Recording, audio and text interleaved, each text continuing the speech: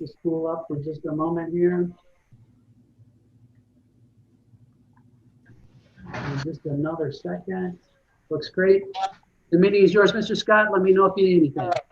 Thank you, sir. I appreciate it greatly. Welcome this evening, everyone, on our digital format again, with no release from the governor to go back to normal meeting schedules. We remain on our digital format. With that, welcome to the Charter Township of Commerce regular Township Board meeting, Tuesday, August 18th at 7 p.m. Calling the meeting to order. I would request participants participate, if you would be so kind, in the Pledge of Allegiance. Lead off.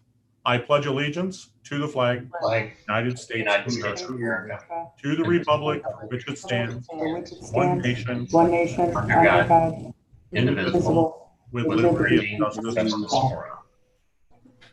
Thank you, Mr. Milburn and Merge Live for the flag background. That was a classy touch, not expected, but I appreciate it greatly. Just as a reminder for everybody who's not speaking, if you can mute your systems, if you can sit up right and not fade off into our virtual backgrounds, and if we can, unless there's medical reasons, forego eating and dining throughout our meetings, just as a reminder from other days and other places. With that, I call for a motion for approval of the minutes for the July 14th, 2020 regular Township Board meeting and the July 28th, 2020 quarterly Township Board meeting. Move approval. Support. Mr. Sobel was the motion. Who was the person to support? I apologize. Myself. Doesn't matter. Yeah. Give it to Vanessa. It does matter. We got to get it right if we can just take the time. Sobel was the motion made by. Magner is the person supporting. Any discussion, questions, or concern? A roll call vote, please, Clerk Creech. Sobel. Aye. Magner. Aye. Creech. Aye. Phillips. Aye. Weber. Aye. Burkheiser. Aye. Scott. Aye. And I apologize just for the benefit. Hopefully all of our candidates and everyone running for office and those people outside are paying attention to Commerce Township, watching our format and learning ahead of time. With that, just for the general public that may be visiting for the very first time, welcome. I'm Township Supervisor David Scott. The panel of everyone you see on the YouTube format, some are guests, some are department heads, but I'll start with our treasurer, Molly Phillips, our clerk, Melissa Creech, our trustees, Rick Sobel, Bob Burkheiser, George Weber, and Vanessa Magner, saving the last for best, or best for last. Again, department heads, building department, fire department, police department, IT, everybody in between, and our township attorneys, as well as individuals who will be participating in a presentation this evening. You do also see somewhere in there, we have our library director, Allison Lobert, Parks and Recreation and Senior Services, Emily England, Maintenance Department, Mark Schoder, Jay James is our building official, Jason Mayer, I apologize, is our township engineer through Giffords Webster. And of course, Cindy Waker, the person who keeps all of our notes and minutes and everything accurate. Hopefully this has made life easier for her with the use of our Merge Live Zoom presentation. Item number one, approval of the agenda. We are going to make a minor change under item number 6, old business. We're going to flip-flop the horse farm repair update and the horse farm update. Really could be one in total, but just so you know, when we get to that point, there's going to be a minor out of order presentation. Any other additions, subtractions, or discussions from the board regarding the agenda? Dave, Burkheiser, I'd like to, I'll say modify 7A. It's the fire vehicle. I'd like to make it replacement plan / the fire SAD, because we're sort of merging all those numbers together. Perfect. So noted. We'll add in the SAD and discussion into the plan in total. Any other additions, subtractions, deletions? None being said, entertain a motion to approve the agenda. Motion to approve the agenda as modified. Support. Thank you, Mr. Weber. Thank you, Mr. Burkheiser. Any other discussion, questions, or concerns? No? A roll call vote, please. Weber, Aye. Burkheiser, Aye. Magner, Aye. Sobel, Aye. Creech, aye. Phillips, Aye. Scott. Aye. Motion carries. Item number 2 is public comments. Public comments, we'll open it up to the general public, those residents or business people or just outside people looking in. It is not a question and answer period. It is a discussion. You can discuss something important to you, a positive, a negative, pro, or con. As I said, it's not going to be a question and answer. Share a fact or share a circumstance. We, as department heads and members of the board, may or may not grasp onto it and follow up. But in a presentation, we do ask that you give your name and your address so that if we do need to follow it up, we have the resources in which to find you. With that, Mr. Milborn, are there any people that are doing the hand raise or is it *9? If there Yes, are. Mr. Scott, there are some people online. Again, as Mr. Scott stated, if you would like to speak, please press *9 on your keypad, and we will be alerted that you would like to speak, and we will ask to unmute your line.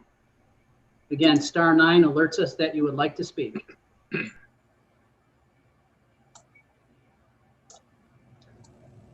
Seeing no virtual hands raised at this time, Mr. Scott? Thank you, Mr. Milborn. With that, we'll close public comments. I will just do a caveat, if I would.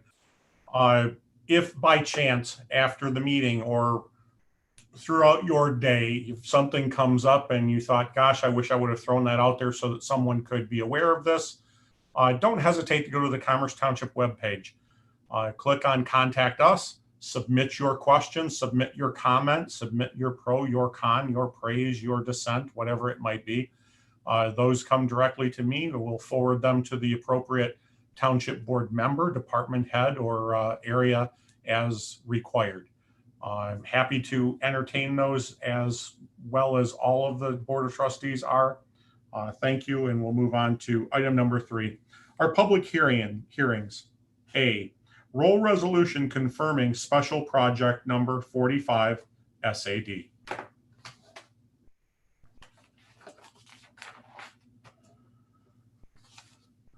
Move of special project number 45 SAD for the sewers. It's a public hearing. We have to open the public Yep. hearing. I thought we did that. So public hearing? I was looking for Mr. Roundtrop. Were you nodding? Yes, you need to open and close the public hearing, so open it, ask everyone to speak, closed. With that, we'll open the public hearing regarding roll resolution confirming special project number 45 SAD at 7:08.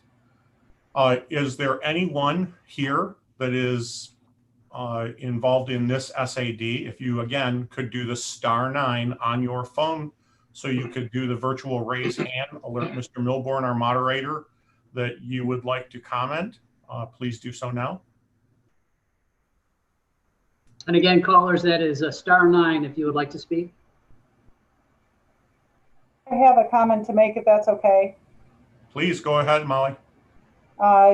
Judy from building brought to my attention today that one of the SAD values that we applied to one of the properties was overstated because the person paid off part of that.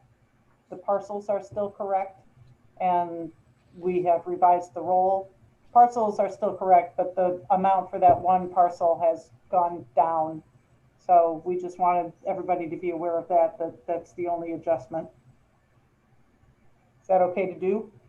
That is okay to do. This is where the roll is adopted, so any changes made prior to approval is acceptable.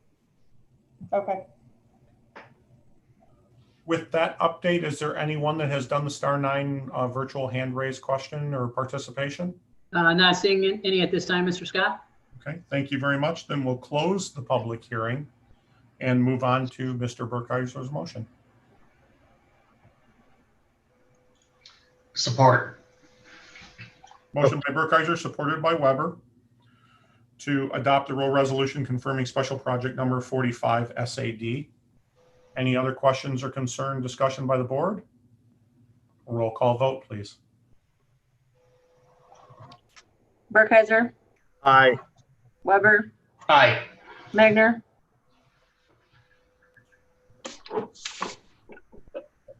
you're muted, Vanessa. I saw her blink, so she is not frozen. I'm assuming it was an All aye. right. Aye. Okay, Sobel, Aye. Creech, aye. Phillips, Aye. Scott. Aye. Motion carries. Moving on to B as in boy, resolution determining to establish an 11-year special assessment district to fund police protection operations and supporting structures, equipment, and related costs, and approving estimate costs thereof. Just as a reminder, this is an SAD that will be replacing an expiring SAD. With that, we'll open the public hearing. Again, if there are any participants, citizens or otherwise, that would like to participate, vocalize, or share information regarding this, please press *9 on your keypad on your phone, smartphone or iPad, however you're connecting, to alert us that you would like to speak or share information. Seeing no virtual hands raised at this time, Mr. Scott? Thank you very much. We'll close the public hearing and we'll move on to Lieutenant Reyes. If you can do the share screen so she can do the PowerPoint presentation, just leading us to the answers of the blanks we need to fill in. Welcome, Lieutenant Wendy Reyes from the Oakland County Sheriff's Office.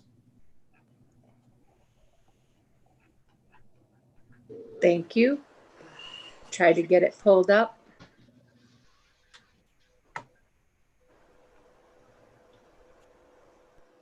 You're already faster than me, so you're doing fine. No, it's not very fast, but I'll get it.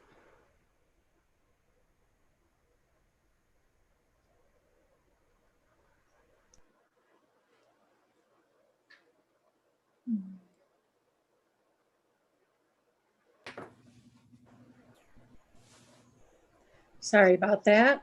No worry.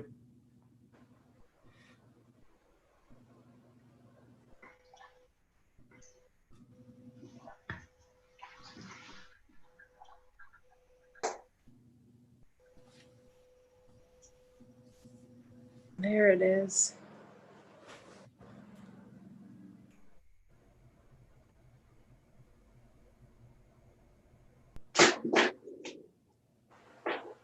There, right?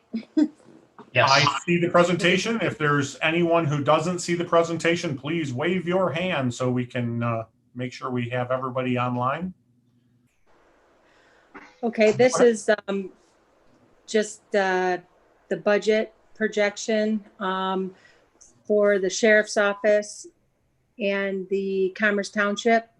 I just had a few things to go over. One of the things I wanted to bring up was the Commerce Township community has showed overwhelming support to the deputies that serve in the Commerce community. And we're very thankful to the community for their support, especially in this day and age when, you know, there's a lot of anti-police talk going on. So we really appreciate the citizens of Commerce. Also, I just wanted to go over a few stats. Commerce Township is listed in the top 100 safest cities in the USA. We're number 77th in the nation. Commerce Township is safer than the majority of cities and towns and villages in America. And it's just something that's been publicized, and it's something to celebrate for our community.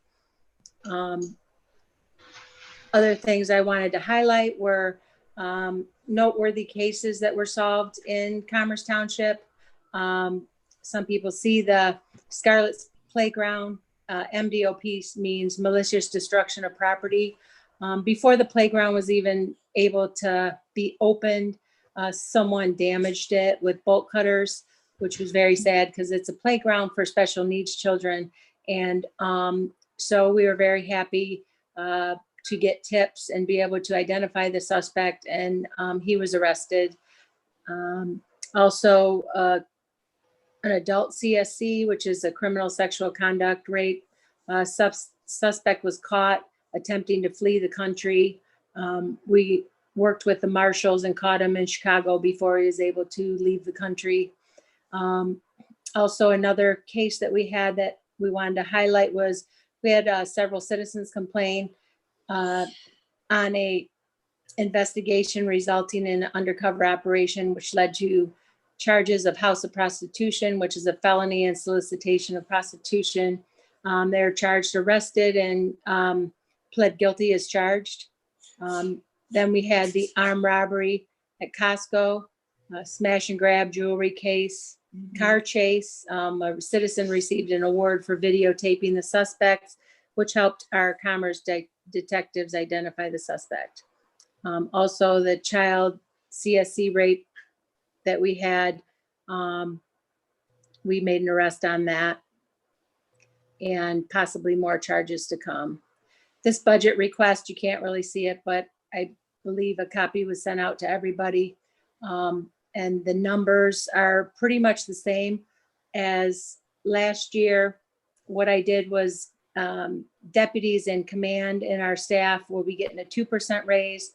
I put in 3% because we're getting a new executive. And there may be some negotiations happening. That's what I was told from our money people. I'll just go over the budget request highlights. Wendy, Yes.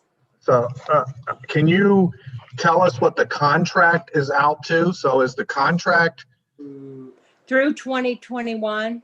so through 2021? So for our budget next year, Yes. the contract indicates a 2% raise. So why would we be affected? We signed a contract that had a certain price. So why wouldn't a potential change? Well, I could see where that would affect future contracts, but why would that affect this one? well, we haven't signed this one yet because you haven't approved this one yet. So my concern was when I talked to Gaia, our money person, she just said that this county executive may enter into negotiations even though their contract is not. So between now and the time we sign our contract, I'm just giving us some leeway. If we want to change it, once we find out it's absolutely 2, we can change it back to 2. My point is, if it's 2, then we'll come in under budget. But either way, you guys would like to see it. But she had concern that he might break open the contract and try to work with the deputies. Wendy, this is George. I didn't understand the comment you made that we haven't signed it yet. Well, I mean, we have a contract for this year, Right. and then we're going to get into an agreement for next budget year, right? The sheriff's office and us, and Commerce Township are going to sign a contract, an agreement. What I'm talking, when I initially said the contract, I was talking about the labor contract for the deputies in the command, that they're projected in the contract currently to get a 2% raise next year.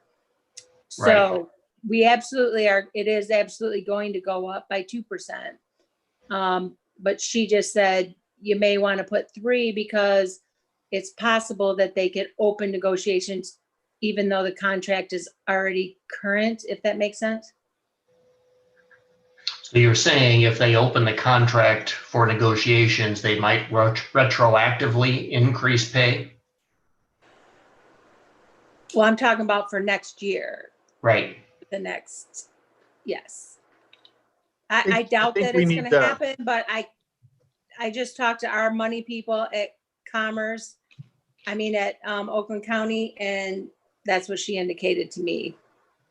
Now, if we sign a contract with you and it's 2%, then when we sign that contract, usually we do that in October, November, then of course it's gonna be whatever we signed and agreed upon.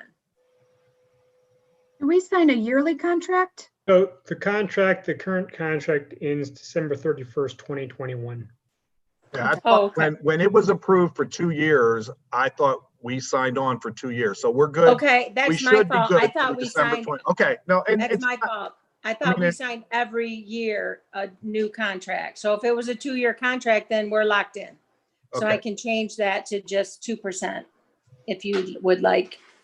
Well, it's whatever. I mean, we can do quick math, but it's $5.7 million is the contract. So $500,000, then or it's 1% of it is $57,000. 57. So, Right. I mean, it's not going to make or break. Right. I mean, they're not gonna, we're not gonna, you're not gonna get charged for something that we didn't Right. agree upon. So, Okay. There's only a couple more slides on this, so we'll go ahead and let you finish, Wendy, and All then right. we have a discussion. the amount on the capital outlay, the two things that really changed, or three, one was a percentage, one was a phone bill, and then the other one is the capital outlay request of 280,000 to begin the work on the new substation. So, and then I was just highlighting some of the things that happened since it's been so crazy with COVID, that the sheriff's office just tried to, keep in contact with the community through doing birthday celebrations and honoring our 100-year-old veteran in Commerce. We got some good press out of that. And just talk about the vision for the future with the new substation. That's the new building. We're hoping to renovate. And I just made some notes about the new, why the new substation would be a great thing for the sheriff's office and for Commerce Township. Basically, moving the substation to the new location near the township offices would put it on the main street, would be highly visible. The public would have better access to it. And there's a lot of positives to the new building, more space, better access to bring in suspects.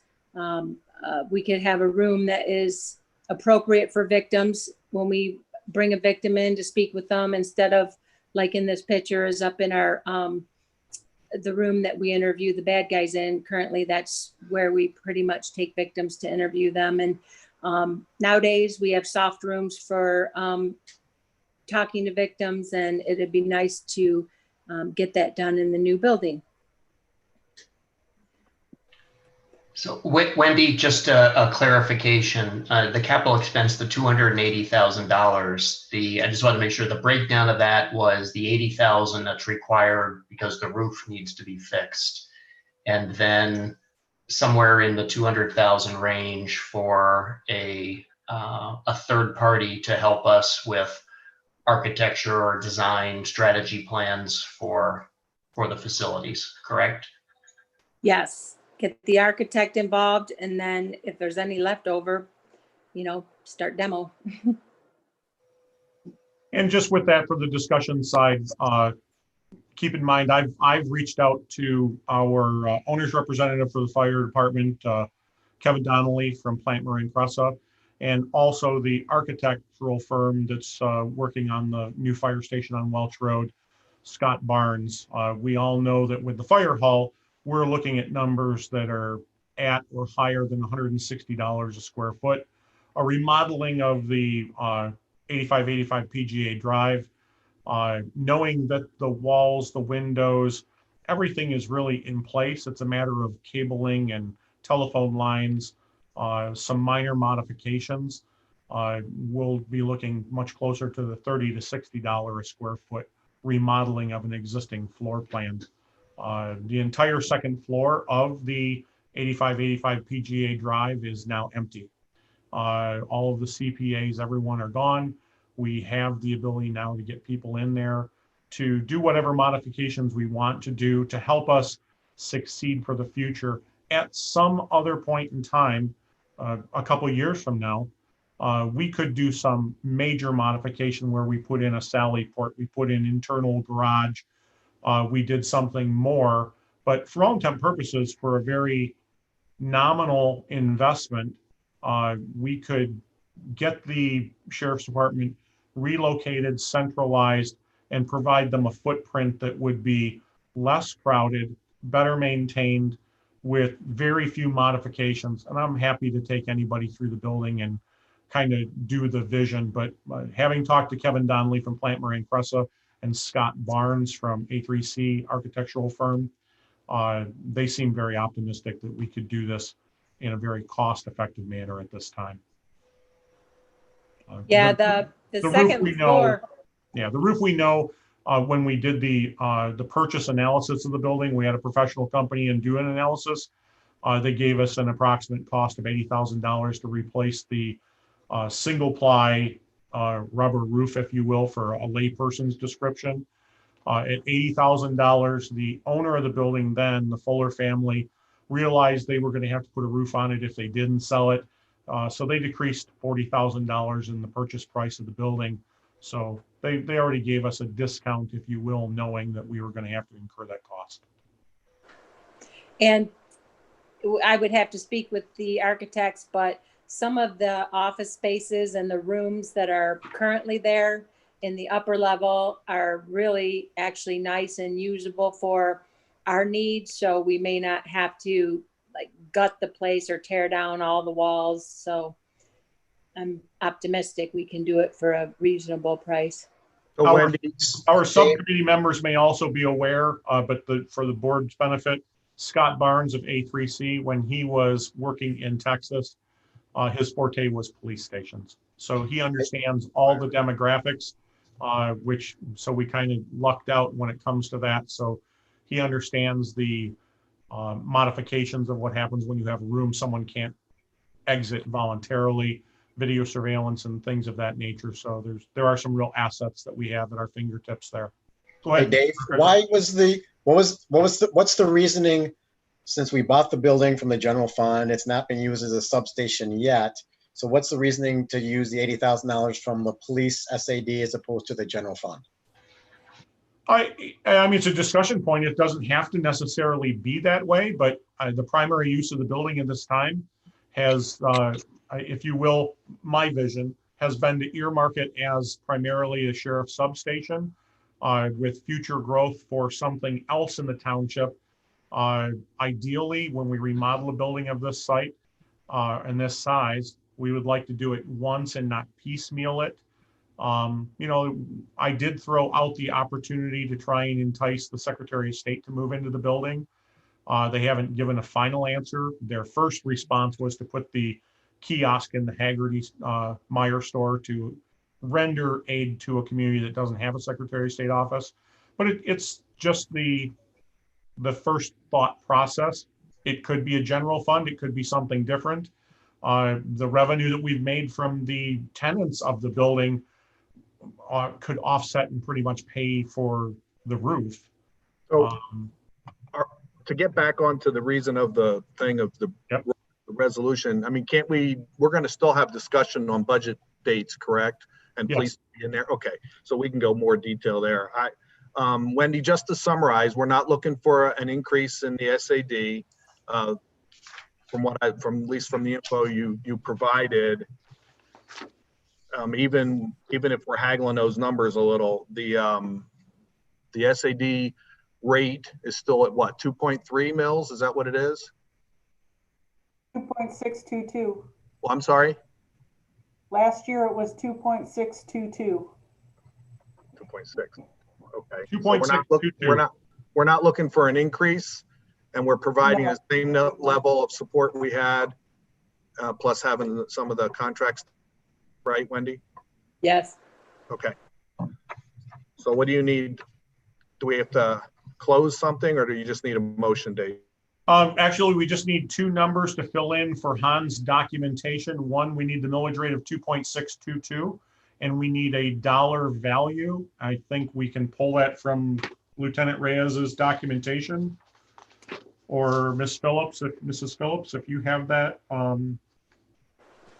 so that we could fill in those blanks. The 2.622 gives us 5,163,937. And then another 0.3, is that correct? Or is that Yeah, 2.6? that's the 9,000. I have another spreadsheet if anybody wants to see it. The 3/10 of a mill that comes from the township charter millage availability is 671,940, but that doesn't have anything to do with the SAD. And do these numbers include Wolverine Lake? Beg your pardon? The money from the tax levy includes Wolverine Lake that will be refunded to the Wolverine Lake pursuant to the agreement we have with them. The money in the SAD is not assessed against Wolverine Lake residents, it just only gets assessed against township residents. Oh, correct. Okay. So just to clarify, the 2.622 will or will not cover the keeping everything the same except for a 2% increase, the contractual increase, and 280,000 in capital outlay. Ken, is it possible for me to show my screen? Yes, feel free.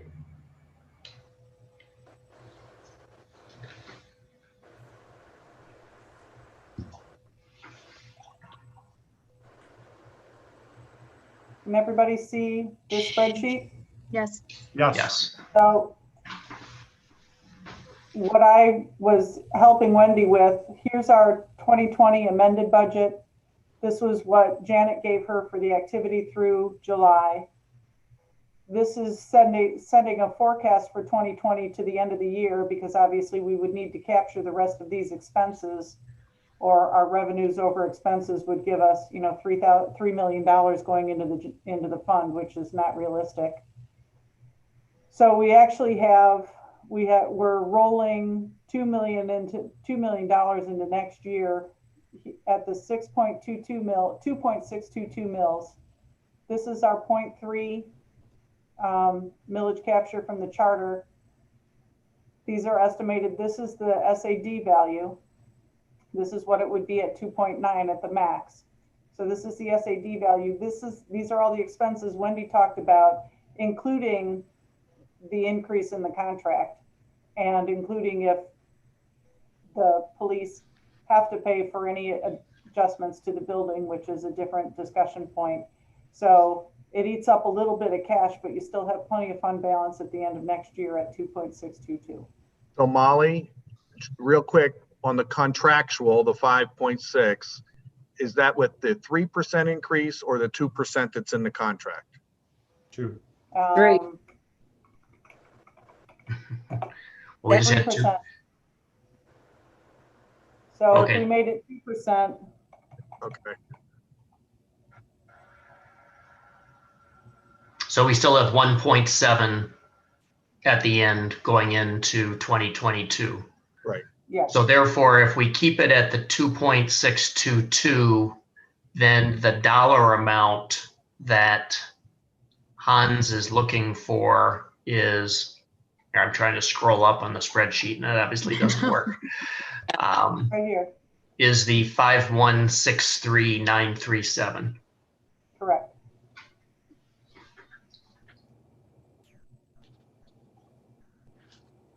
So then just for clarity for the, and obviously in our budget discussion starting August 25th, we can whittle down and decide what percentage, if any percentage, the general fund's going to pay for in remodeling modifications, if we chose to do it in 2021. It could be pushed off if we had to for the sake of discussion.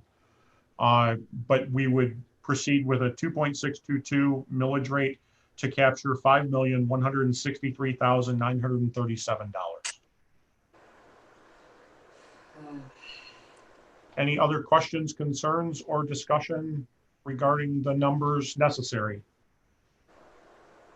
Have you done a 5-year timetable going out to see what an estimate for the next 5 years of what the mills will be? I have not. Vanessa, I can tell you in going back and looking at some of the original SAD developments with and a maximum SAD of 2.9 would be, at the time, with Jerry's numbers, about could support an increase of 4 additional personnel and maintain the same officer or police personnel to population ratio. I And don't know if that answers your question or not. no, yeah, it does. But also with, possibility of a new building, just seems maybe a little overwhelming. And would like to see what that, before we start spending money on it, I would be interested to see what the future of the mill increase needs to be in order to do that. Well, that's part of the discussion as to, if the building belongs to the general fund or to the township in general, because they paid for it. If we ever don't have a substation there and the township decides to sell the building, all of the proceeds go back into the general fund. So I would make an argument or be willing to, have a discussion with people about who should pay for any improvements and whether or not it should actually come from the police, from the sheriff fund. I agree. You're just going to be trying to split it up as to who gets the money back at the end of the day. Right. I agree. And that's kind of why I'm bringing it up. It seems that it's kind of, we paid for it, but then the 200,000, Rick or somebody had mentioned that earlier. So it kind of is Well, that mixing can it be up. adjusted in her budget when we do the budget stuff. This is merely to set the millage rate, so. Right. And remember, this building in and of itself, my vision was a police station, put in a Secretary of State office, which would still leave 1/4 of the building available for township use for storage, for a variety of different things for the future. So it is a palette waiting to be painted. There is no rush to do so. Once we preserve and protect the building with a new roof, keep in mind, we still have 2 tenants that we as a board will have to have a discussion of how are we going to approach? Do we allow them to remain in place until 2023? Or do we come up with some modifications to vacate the building? But that'll be a discussion later on with budget and things of that nature. As well as, we don't know what the county always does 3-year budgets. The new county executive, whomever that may be, we don't know what those payroll costs are going to be, contracted costs are going to be over the next couple of years. So I think the form that I inherited and that all of you who preceded me have carried on is keeping it as low as possible, not taking the maximum to provide the optimal service. So even though we have the ability to go to 2.9, keeping it at 2.622, we don't get greedy. The citizens don't pay for more than they need. And then the budget discussions will decide where the ancillary or extra funds are at. So what do you need here? Is this a motion, Hans, with it being a resolution? Is he out there? So did we close the public hearing already? Not yet. No, we did not. Let's close that. Or you have to ask for a comment. Yeah, I guess, and I will throw that out. Is there are any other questions or concerns from the public having heard the discussion? If you can do the *9 to virtually raise your hand and alert moderator Ken Milborn of the need to speak. Molly, stop sharing. And then Molly needs to close her document, if you would. Again, to the callers that are on the line, if you'd like to speak, please press *9 on your keypad, and that will alert us that you would like to speak. Seeing no callers at this time, Mr. Scott?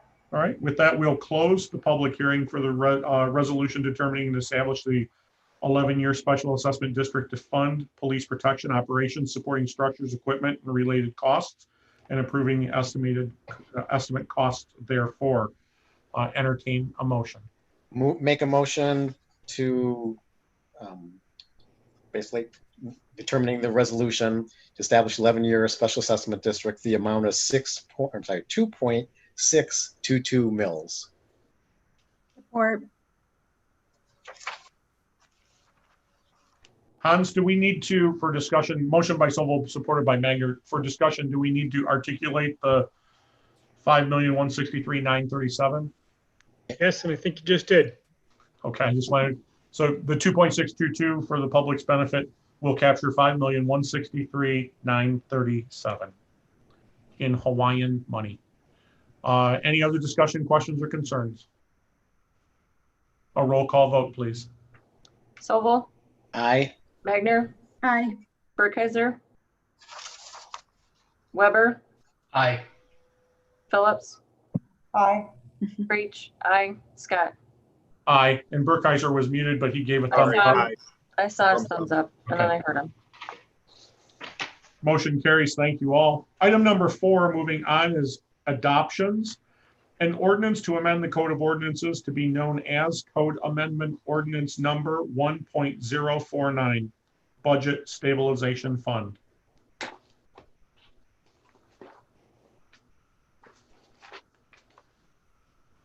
Move approval. Make of a the- motion to adopt an ordinance to amend the Code of Ordinances to be known as Code Amendment Ordinance Number 1.049 Budget Stabilization Fund.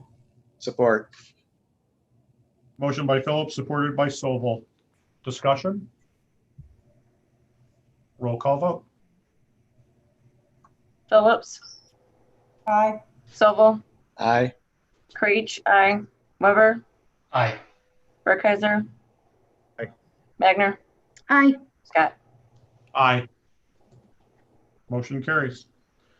Adoption, B as in boy, an ordinance to amend Article 33, Sections 33.02 and 33.03 of Zoning Ordinance 3.0 to be known as Zoning Amendment Ordinance Number 3.046, Pool Fences. I'll take the first stab at this one, and Jay James might help me too, since pool fences and the permits for such go through his department, so he has much more interaction with these standards than I do. This is a amendment to our zoning ordinance that went in front of our planning commission last week, Monday, for a public hearing on August 10th. And the planning commission, after holding that public hearing and after discussion on the proposed amendment, and that discussion was subsequent to a more informal discussion that the planning commission had the month prior at their July meeting. The planning commission made a formal recommendation that the township board adopt the zoning ordinance amendment as drafted. The intent here is to address a potential conflict of our zoning ordinance, which is we don't allow fences on lakefront residential lots. We don't allow fences that run parallel to the water. But when someone needs to have or wants to have a swimming pool between their house and the lakefront, which is a fairly common desire, per building code, you have to have a fence surrounding the entire perimeter of your pool. So the conflict there is, on the one hand, we're saying it can't run parallel to the lake, but on the other hand, we're saying the fence has to be enclosed. So the part of the intent here is to address that conflict. As part of that, there's been a question that's come up with our building department somewhat regularly of, would we allow a automated pool cover, an automated safety cover in lieu of a pool fence, which is something that's allowed per building code if it's allowed by local ordinance. The building official has brought this to the planning commission, and the planning commission has made their desire clear that we do not allow a safety cover in lieu of a actual 4-foot fence. So this amendment, while we're addressing pool fences, any way we wanted to make that clear in our zoning ordinance, that the automated covers are not an option. They're an option, but it's not a replacement for the fence. If you want to have a fence and a safety cover, that would be the homeowner's prerogative. And then we also created a minimum distance from the edge of the lakefront to the edge of the pool fence. It has to be 25 feet minimum spacing between the edge of the lake and the pool fence. The intent here to preserve the view sheds of the neighboring lakefront owners. But then we also created a maximum distance from the edge of the pool to the edge of the fence, a maximum distance of 10 feet, which we think is an adequate distance to provide a walkway and an area for landscaping. But the idea is that people don't enclose more of their lakefront backyard than necessary by considering it part of their pool fence. So we wanted to create a minimum from the lake, but then a maximum from the edge of the pool.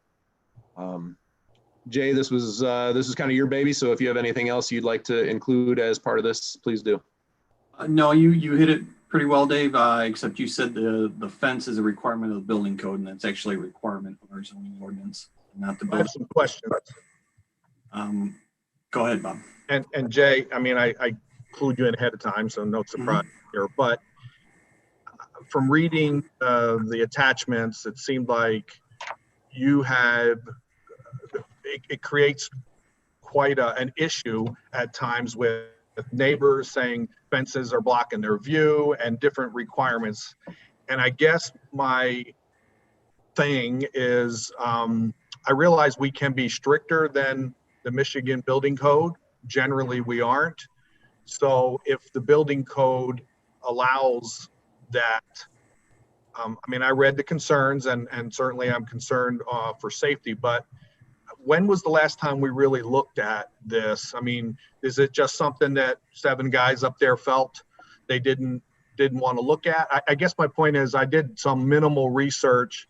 There's several things out there. I mean, some of these covers hold, 500 pounds. I think that's the minimum. I mean, they seem to be really safe. Obviously, you have to use it. There's alarm systems that can be put in. I think, Jay, I forwarded you one. I mean, it's a California code that says you have to have 2 of the following 6 things. I guess what I'm asking is that something that you feel should be reviewed by the planning folks to look at that, or are you good? Well, the requirement to allow pool cover changed in the last building code update, which was, I want to say almost 3 years ago. So when I realized that changed and it was in conflict with our zoning ordinance, that's when I talked to Dave and we took it to the planning commission, which I want to say was a little over 2 years ago, was when they, when we brought it to them and showed them that the building code allows covers, but our zoning ordinance doesn't. And we asked them what they wanted us to do as far as fences or covers or both, whatever it might be. And they came back and said that they wanted us to still have fences. But based on what evaluation of the data, as I guess? Bob, I'm not going to say we didn't evaluate the data, meaning we understand that some of the covers, the hard covers that are out there, can withstand body weight and can cover the pool. We erred on the side of caution, knowing that just because you have a cover, and even if there is some kind of an alarm system, doesn't mean that a toddler or somebody living on that street might find its way into that pool. So a fence was our erring on the side of caution to make sure unintended accidents were minimized. I get that, but we have fences that, I mean, gates don't get closed and things along those lines. There's always the potential of an accident. I understand that. And we want to try to do everything we can. I just want to make sure that we're not being overly cumbersome for folks that want to do what they want to do on their property. I mean, it's in a backyard. There's generally, it's really, you're protecting their own children. It's rare that you'll have anyone coming from somewhere else. And I just want to make sure that we're looking at all the potential data and not just saying, well, we're just going to go. I mean, you can make an argument and say, well, we want you to have pool covers and a fence. We don't make them do that. Just so you know, Bob, the building code requires alarms on any doors or accessible windows which access directly to the pool. Okay. So everybody has to have that. All gates on fences must be self-closing and self-latching. So that's a requirement. So some of that stuff that was in that article you sent, we already do as part of our code. But like I said, the planning commission was pretty clear that they preferred fences. And so that's what we're currently enforcing. And one of the arguments I remember coming up, I can't remember if it came up at the planning commission or an internal discussion, but if obviously someone could forget to leave their fence gate open just as easily as they could forget to shut their safety cover. The difference there is, if you leave your gate open, the gate is 5 feet wide, as opposed to if you leave your safety cover off, then the entire pool is exposed.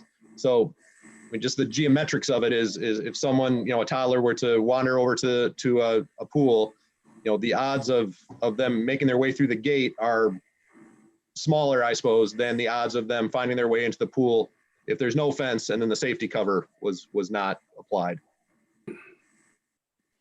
I got a question for Hans. Go ahead, Rick. The people that already have fences and the pools, are they grandfathered in or will they be subject to the new ordinance? They would be a lawful non-conforming use if they're inconsistent with the ordinance.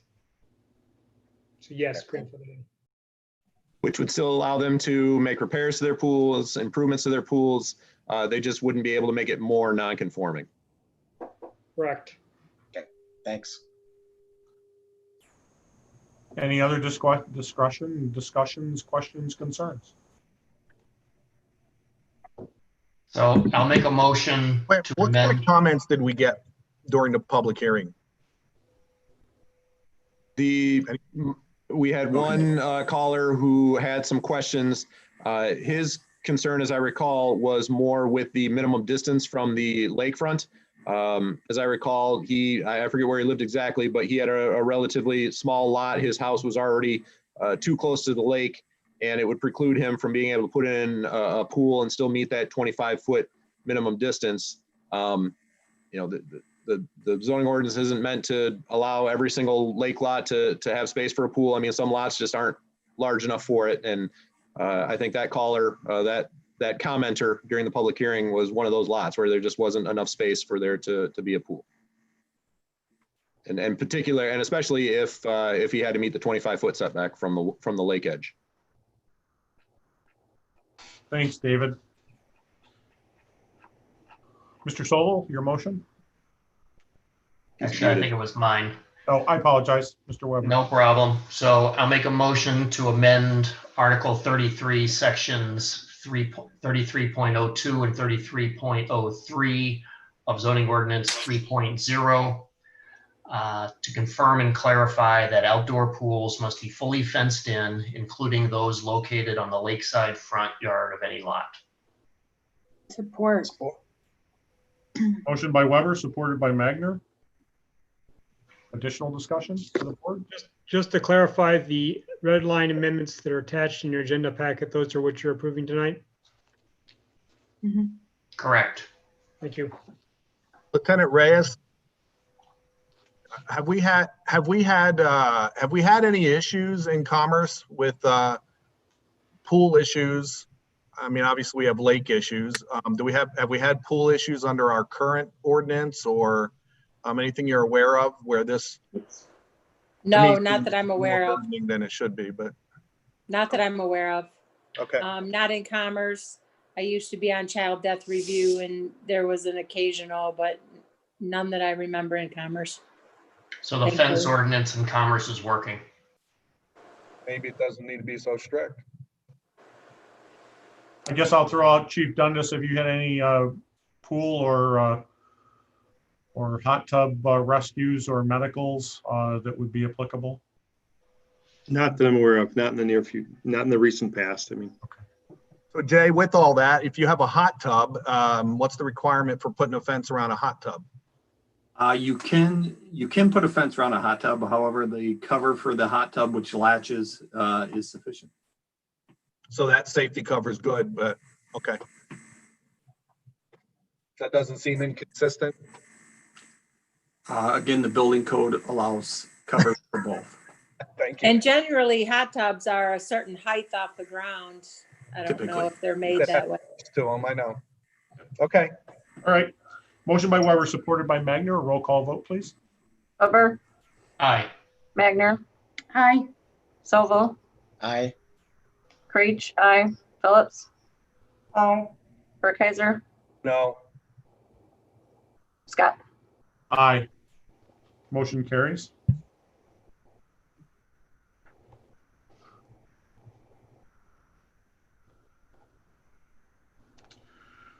Item C is in Charles, an ordinance to amend Article 23, Section 2301 of Zoning Ordinance 3.0 to be known as Zoning Amendment Ordinance Number 3.045, lumber yards. This is also one that the Planning Commission saw at their meeting last week, Monday, August 10th, and held a public hearing and made a formal recommendation that the Township Board approve the amendment. This amendment started with 3 properties within the Homestead Industrial Park, which is the Pioneer Drive on the west side of Martin Road, connects Martin Road with Richardson. That's the Homestead Industrial Park. There's 3 lots within Homestead Industrial Park. 2 of them are undeveloped, and one of them is the current home of not Aggressive Marine, but it's their successor, another boat storage facility, Royal Marine, I think they're called. And that facility is bound to the terms of a 2010 consent judgment, which was the outcome of a litigation with the township and the owner of the time regarding outdoor boat storage within the township's DDA district.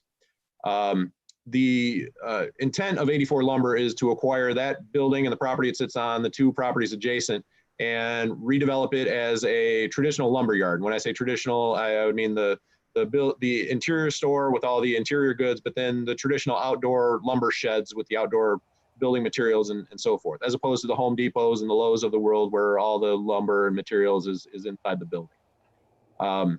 The properties within the Homestead Industrial Park are zoned TLM, technology and light manufacturing. That's not a zoning district that would allow for a retail user or for a lumberyard with outdoor storage. So 84 Lumber's intent that they discussed with the Planning Commission was to do a conditional rezoning of those 3 properties to rezone them from TLM to industrial, which is our only zoning ordinance that specifically allows outdoor lumber yards, and do a conditional rezoning that would, one of the conditions or several of the conditions would be to screen this lumber yard, screen it above and beyond what our typical requirements would be, with the outcome being a better product on those 3 properties than what we have now, which is a consent judgment bound outdoor boat storage facility that we consistently have code enforcement issues with. In doing our research leading up to this conditional rezoning, what we found in the zoning ordinance was that there is a specific prohibition in the zoning ordinance for lumber yards within the DDA boundaries, for industrial zone properties within the DDA boundaries. And so doing our homework on that, what we determined was that prohibition went in place back in 2005 when there were a lot of properties zoned industrial within the township's DDA district. And as the DDA made these major investments in Martin Parkway and the water and the sewer and so forth, it was determined at that time that we wanted to move away from outdoor storage type uses within the DDA, one of those outdoor storage type uses being lumber yards. So that's where that prohibition came from. Fast forward to 2015, all those properties that had been zoned industrial got rezoned to TLM, technology and light manufacturing. So in effect, that rezoning made that ban on lumber yards within the industrial zoning district within the DDA boundaries effectively a moot point. The only industrial zone property that still remains in our DDA is down mostly along Maple Road and a part of Welch Road close to Maple. And those properties are already built out and are, excuse me, are not likely candidates for a lumber yard. So by removing this prohibition for lumber yards on property zone industrial within the DDA would really not have a major impact other than for 84 Lumber, who wants to conditionally rezone the 3 properties to industrial so they can have a lumber yard, but to do so with conditions so that the township board and the planning commission can have a much better control over the way they develop that lumber yard, and particularly the way they screen it from public view. So I'll pause there and see if anyone has any questions for me. Again, the planning commission looked at this and recommended approval at their meeting last week. So Dave, one key point to follow on to Dave's excellent explanation. This just opens the door for 84 Lumber, but there it would still require a special land use. So the control is still within the township and the planning commission to ensure that it's appropriate for the area. There is a lot of hurdles they still need to jump through, but this gives them some level of confidence that if they can jump through those hurdles, that there's a pathway for them to develop that property. Well, it does. If I can clarify, it's a conditional rezoning. Their hope is to get in front of the planning commission with their conditional rezoning at the September planning commission meeting. And if they get a positive recommendation from the planning commission, then it would come to the township board sometime after that September planning commission meeting. So it's only going to have a public land use meeting because it's a conditional rezone, correct? Yes, because it's a rezoning, Okay. it requires a public hearing. So if we are removing lumber yards from the DDA area, is there other areas in the DDA? Suppose someone buys up 5 lots in the DDA, could they put a lumber yard in? It's only on properties zoned industrial in the DDA, which is a very limited number of properties, as I mentioned, mostly along Maple Road. So the Williams International. So that could be a property- lumber yard. It could be. I doubt Right. that anyone's going to I pay know, what but, Williams okay. International wants for that property to do a lumberyard. But yes, in theory, the Williams International property could be a lumberyard if this zoning text amendment were approved. So those are the only 2 properties that wouldn't end up somewhere else in the DDA. We wouldn't have to, I 5 can years pull from up- now. I can pull up the zoning map if you want. It's the Williams Nah. International property. There's a few properties along Welch that are already developed with some older office buildings. And there's a few, there's an office park on the north side of Maple that is zone industrial, but it's an office park. None of those properties look to be viable candidates to ever be retrofitted as a lumberyard. By making this change, we don't open something else up that could go into the DDA, do we? It's just lumber yards? I don't think that you're opening any properties that would be remote Okay. candidates for a lumberyard within the DDA, other than Okay. these 3 properties, which again would be bound by a conditional rezoning agreement, which gives the township a lot of control of how they lay it out. Perfect. Thank you, David. I entertain a motion for item C. Motion to adopt, amend Article 23, Sections 2301 of the zoning ordinance 3.00 to be known as zoning amendment ordinance 3.045 lumber yards. Support. Motion by Burkheiser, supported, or motion by Sobel, supported by Burkheiser. Any board discussion? Roll call vote, please. Sobel, Aye. Burkheiser, Aye. Magner, Aye. Weber, Aye. Phillips, Aye. Creech, aye. Scott. Aye. Motion carries. Item number 5 is a site condominium and plat. A is an Adam Commerce Hotel condominium. I believe this is a master deed review. Mr. Campbell, do you want to lead the way, or is? Sure. So this would impact the 2 hotels at 14 Mile and M5, the Hampton Inn and the Marriott Town Place. 2 hotels that have been open and operating for several years. And the outcome of this would not change anything with the design of the hotels or the layout of the hotels or the branding of the hotels. It really just has to do with the way the hotel's ownership is structured. What they're hoping to do is take the 2 hotels, which are currently on 2 separate parcels, or excuse me, they're on 1 parcel, which is key to the whole conversation. So both hotels are on 1 parcel. What they would like to do is create a site condominium so that each hotel, the footprint of each hotel would be its own condominium unit. So it'd be a 2-unit site condominium. And then everything between the 2 hotels, the driveways, the parking lot, the landscaping, the dumpster enclosure, all of that would be general common element for the 2 hotel units.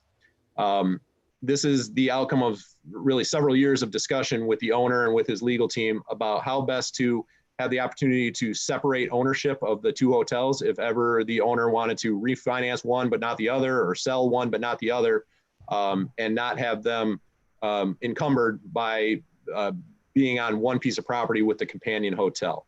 This came in front of the Planning Commission way back in March, because anytime you create a new condominium in Commerce Township, it has to go to both the Planning Commission and the Township Board. The intent at the time was that the Planning Commission would look at it in March and the Township Board would look at it, I think, in April. But then COVID hit and everything along with it. So it took a few months for us to get to this point where the petitioner and his team could be in front of the Township Board looking for the Township Board to approve the master deed for this new condominium.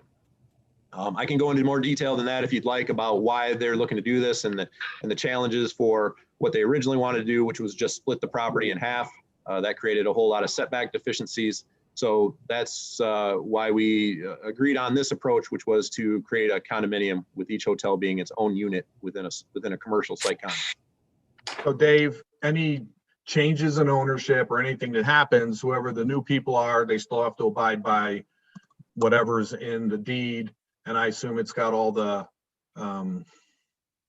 landscaping and whatever, those type things in there, so that's all enforceable, or is that, how does that work? The site plan for both hotels would still be in place. So Okay. if ever they wanted to change around the landscaping or put an addition on the hotel or whatever it might be, they would be amending an approved site plan. So Okay. nothing with what they're proposing gives them any extra or any reason to make changes that they wouldn't otherwise be allowed to make. They would still have to amend their approved site plan.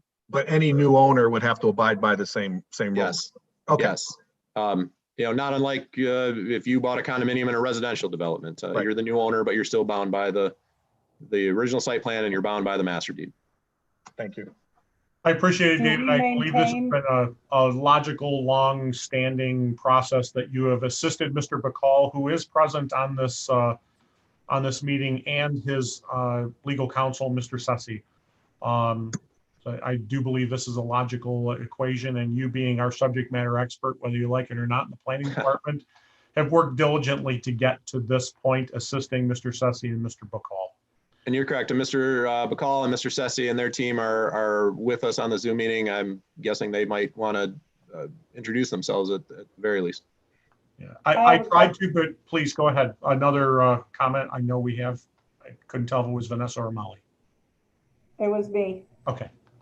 Do we maintain our full taxable value, or do the values of the two separate properties go down to just the building and then we lose whatever the value of the surrounding land is?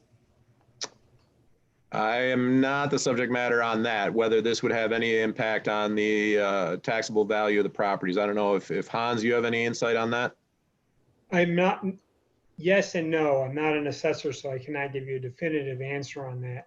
However, I would suggest that, you know, the properties remain staying the same. There are not going to be two separate units of the condominium. So to be two separate parcel identification numbers, which will be subject to taxation. So I don't know if breaking down on the parcel into condominiums, if that changes the value, it could increase it theoretically. I just don't know the answer to that question. Okay. I have a question. Go ahead, Rick. Looking for a commitment in writing, understanding you're being recorded on YouTube, from the attorney and the hotel owner that they will continue to promote Commerce Township. You'll not use Novi or any other community as your mailing address or anything else on your website. Your printed bills and material, everything will say Commerce Township 48390. We thank you for the opportunity to be here today, actually in my house, so it's pretty nice. I do want to say something ahead of time, is Dave has done a great job working with us to get us to this point. We have done our best as a result of the Planning Commission to try to even change the name on Google. I emailed Dave some items today that I personally tried to do, and again followed up with emails, and they are extremely difficult to change. So we will continue to do our best. We did work with one of the franchises and had Commerce switched to the front, and that's the way that we're going to move forward and keep it that way, and we will do our best to do so in the future. So I noticed the Hampton Inn does say Commerce-Novi, so you did, I appreciate that. Yeah. I'm also asking that anything printed, the receipts, everything has the actual Commerce, not saying Novi. It's also a safety hazard if someone has a heart attack or a medical emergency and they get their cell phone and they think they're in Novi and they call Novi, someone could die because it's going to take time for it to be figured out they're actually in Commerce because of poor advertising. Well, I think those would be based on the mailing address, which would be Commerce. I'll turn to Basil and just to confirm, is that the way that the receipt comes out? Thank you very much, Rami. Good evening, board. Good evening, Dave, and thank you for all your effort in making this presentation. With regards to the address, I just want to shed some light. I think the whole thing was a little bit misunderstood and possibly misinterpreted. Our address is our address and always has been Commerce. Now, traditionally throughout the United States, there's thousands of examples where they would have the city they're in. However, if they want to piggyback on a bigger market to help draw business into that city, then they will add that as an additional. But we always have been commerce. Our address always has been commerce. All of our promotion, if you look at our website today, it is commerce on both hotels. If you go to the Hilton website for Hampton Inn, it is commerce. If you go to the Marriott website for us Town Place, it is commerce. If you look at Google, you look at Yahoo, everything is commerce. Now, some websites, and it could be like hotels.com or whatever, they might take that and put it in there to draw more business, but that is never the intention or to mislead anybody, and it will not be our doing and has not been our doing. Please understand that. So your Marriott or the Marriott one right now that I'm looking at, the Town Place Suites, that's Town Place Suites, Detroit Commerce. Absolutely, sir. But if you look, I'd ask you to look at most of the other Marriott properties. They draw on the largest city, and then they add the city or township that they're in. So there are many examples if you scroll through on the other Marriott. I did email, but their habit is they say they draw on the big market with a dash, and then they put the city in which the hotel is located. And you could confirm if you scroll through some other Marriott examples. I understand that, but before you would somehow it was switched, the Hampton Inn said Detroit Novi. The commerce name got removed and got replaced with Novi. So that's why I'm asking to make sure anything in the building itself, letterhead, that we can do, says commerce. That we can do. It's a safety issue. Yeah, that absolutely, we can do. And we have been doing it. Absolutely. Okay, thank you. Mr. Sobel, I would affirm as well. When we first brought this to Mr. Bacall and his team's attention, they were very prompt at responding, addressing the facts. Every business goes through this in the sense of location. They often believe that because the post office said it's Walled Lake 48390, that they can't change it and make it Commerce 48390. Once they go through the education process, as these gentlemen have, they've been very adept at representing Commerce Township on everything they've done with the town hall, and they've been very responsive in our requests. We have been at that location for 15 years, and we have lived up to, I think, the expectations of the residents, our guests, and we operate our business with utmost honor and dignity. I just want to let you know that, and you can tell just by the way. And despite this COVID crisis, which is killing us, we're still trying to maintain the utmost professional team and service. I was by your parking lot about 2 weeks ago on a Saturday night, and the place was packed. Both hotels were packed. I would disagree with you respectfully, because we've been running for the month 25% occupancy. Well, the parking lot was packed. Yeah. They're visitors swimming. So Hans, what do you need here to move forward? It just condos. I was going to make a motion to approve the master deed for site 17-36-400-031. Support. Motion by Burkheiser, supported, or motion by Weber, supported by Burkheiser. I'm dyslexic this evening. Any other board discussion? I would just also like to thank Mr. Sessi and Mr. Bacall. We had significant discussion on the marketing issues during the planning commission, and they were very upright, and they did everything they said they were going to do. So much appreciated. Thank you. Thank you. A roll call vote, please. Weber, Aye. Burkheiser, Aye. Magner, Aye. Sobel, Aye. Phillips, Aye. Creech, aye, Scott. Aye. Motion carries. Mr. Bacall, Mr. Sessi, I know that in past you've been gentlemen and you've sat through our meetings and you don't run out. Please feel no need to sit through this meeting. You are welcome to continue to attend if you so choose. Thank you. Thank you. Thank you, everybody. Thank you. Mr. Scott. Thank you, everyone. All right. Good luck, everyone. Moving on to number 6, old business. Again, taking B, the horse farm repair update, and we'll let Mr. James, our building official, lead the way. Okay, so back in March, before the world went upside down, the board approved us taking care of the essential items at the horse farm. And those were being the lighting, the signage, the parking lot, and the foundation issue, which was being caused by a tree which was growing against the foundation. Because of COVID, that obviously has been delayed, and we're trying to get those accomplished now. So the maintenance department has gone out there, and I believe they have all the lights working. Mark and I met with Carrie and went over the signs that are going to be needed and where they're going to go. We're going to be placing that order very soon.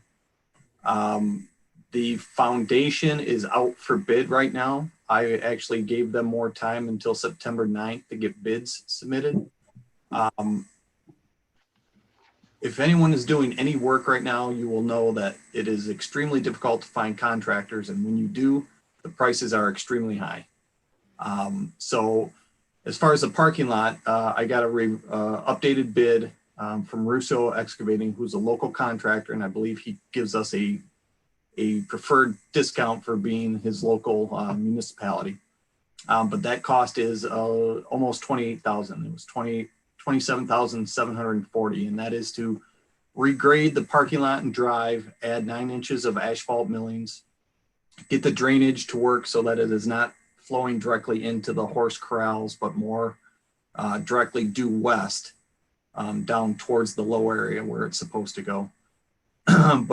And then Carrie has also asked if we could add, if you've been out there, recall, there's an area on the west side of the parking lot where she parks some of her horse vehicles and some cars. And she asked if we could create parking spaces there. So I had that cost includes an additional $2,900 to include that. So the board authorized up to $40,000. And I know this is under that.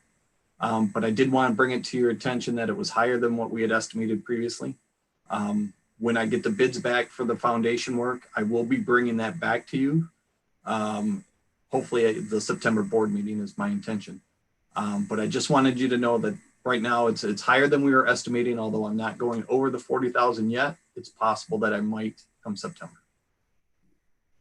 So Jay, what was the estimate on the foundation piece? Do you remember? I think I'd estimated 10,000. Okay. So, but again, I tell you, we've been calling contractors this week to let them know we have this bid, that trying to get them to bid on it. A lot of them are just telling us they're too busy to even bid on it. Jay, do we know yet? I know there are some unknowns when it comes to horse farm because of the age of the buildings. Are we going to want to do the foundation, which may disclose a septic site before the parking lot, so we don't start paving over top of a tank or septic site because we don't know, if you will, quote unquote, where the septic system is there? Dave brought up a good point with the septic. Mark has been out there and we've been checking records with Oakland County trying to figure out where the septic may be, and we still do not know. I think we're going to have to run a camera down the sewer lines to get an idea of where the tank is at. And I don't know if Mark is on the line, but I think we discovered the last known time of when it was installed was back in the 40s. Right.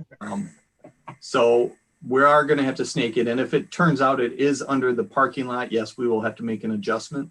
But even then, the tank itself couldn't be, I can't imagine it's a very large tank. So if there is a portion of the parking lot we have to tear back up, it's not going to be more than a 10 by 10 square.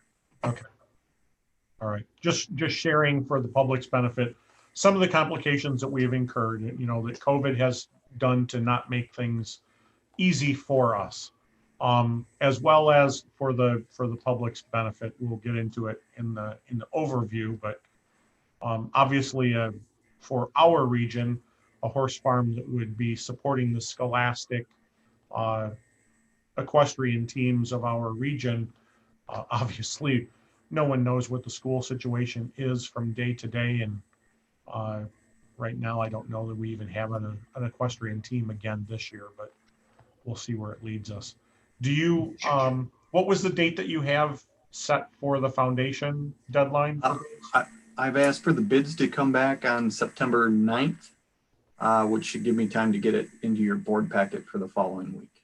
Okay. And as far as I know when I started doing just a little research, parking lots were coming in at like 30 to 33,000. So you're coming in under that. But with the use of asphalt millings, is there a project that Mr. Rousseau knows is coming to bear that would make this more expedient to get that? Because once he takes them up from one site, we got to put them down in another. We actually had the pre-con for the Peninsula Park paving project, which is getting ready to get started. Right. We let the contractor know that we would be willing to take any of the millings.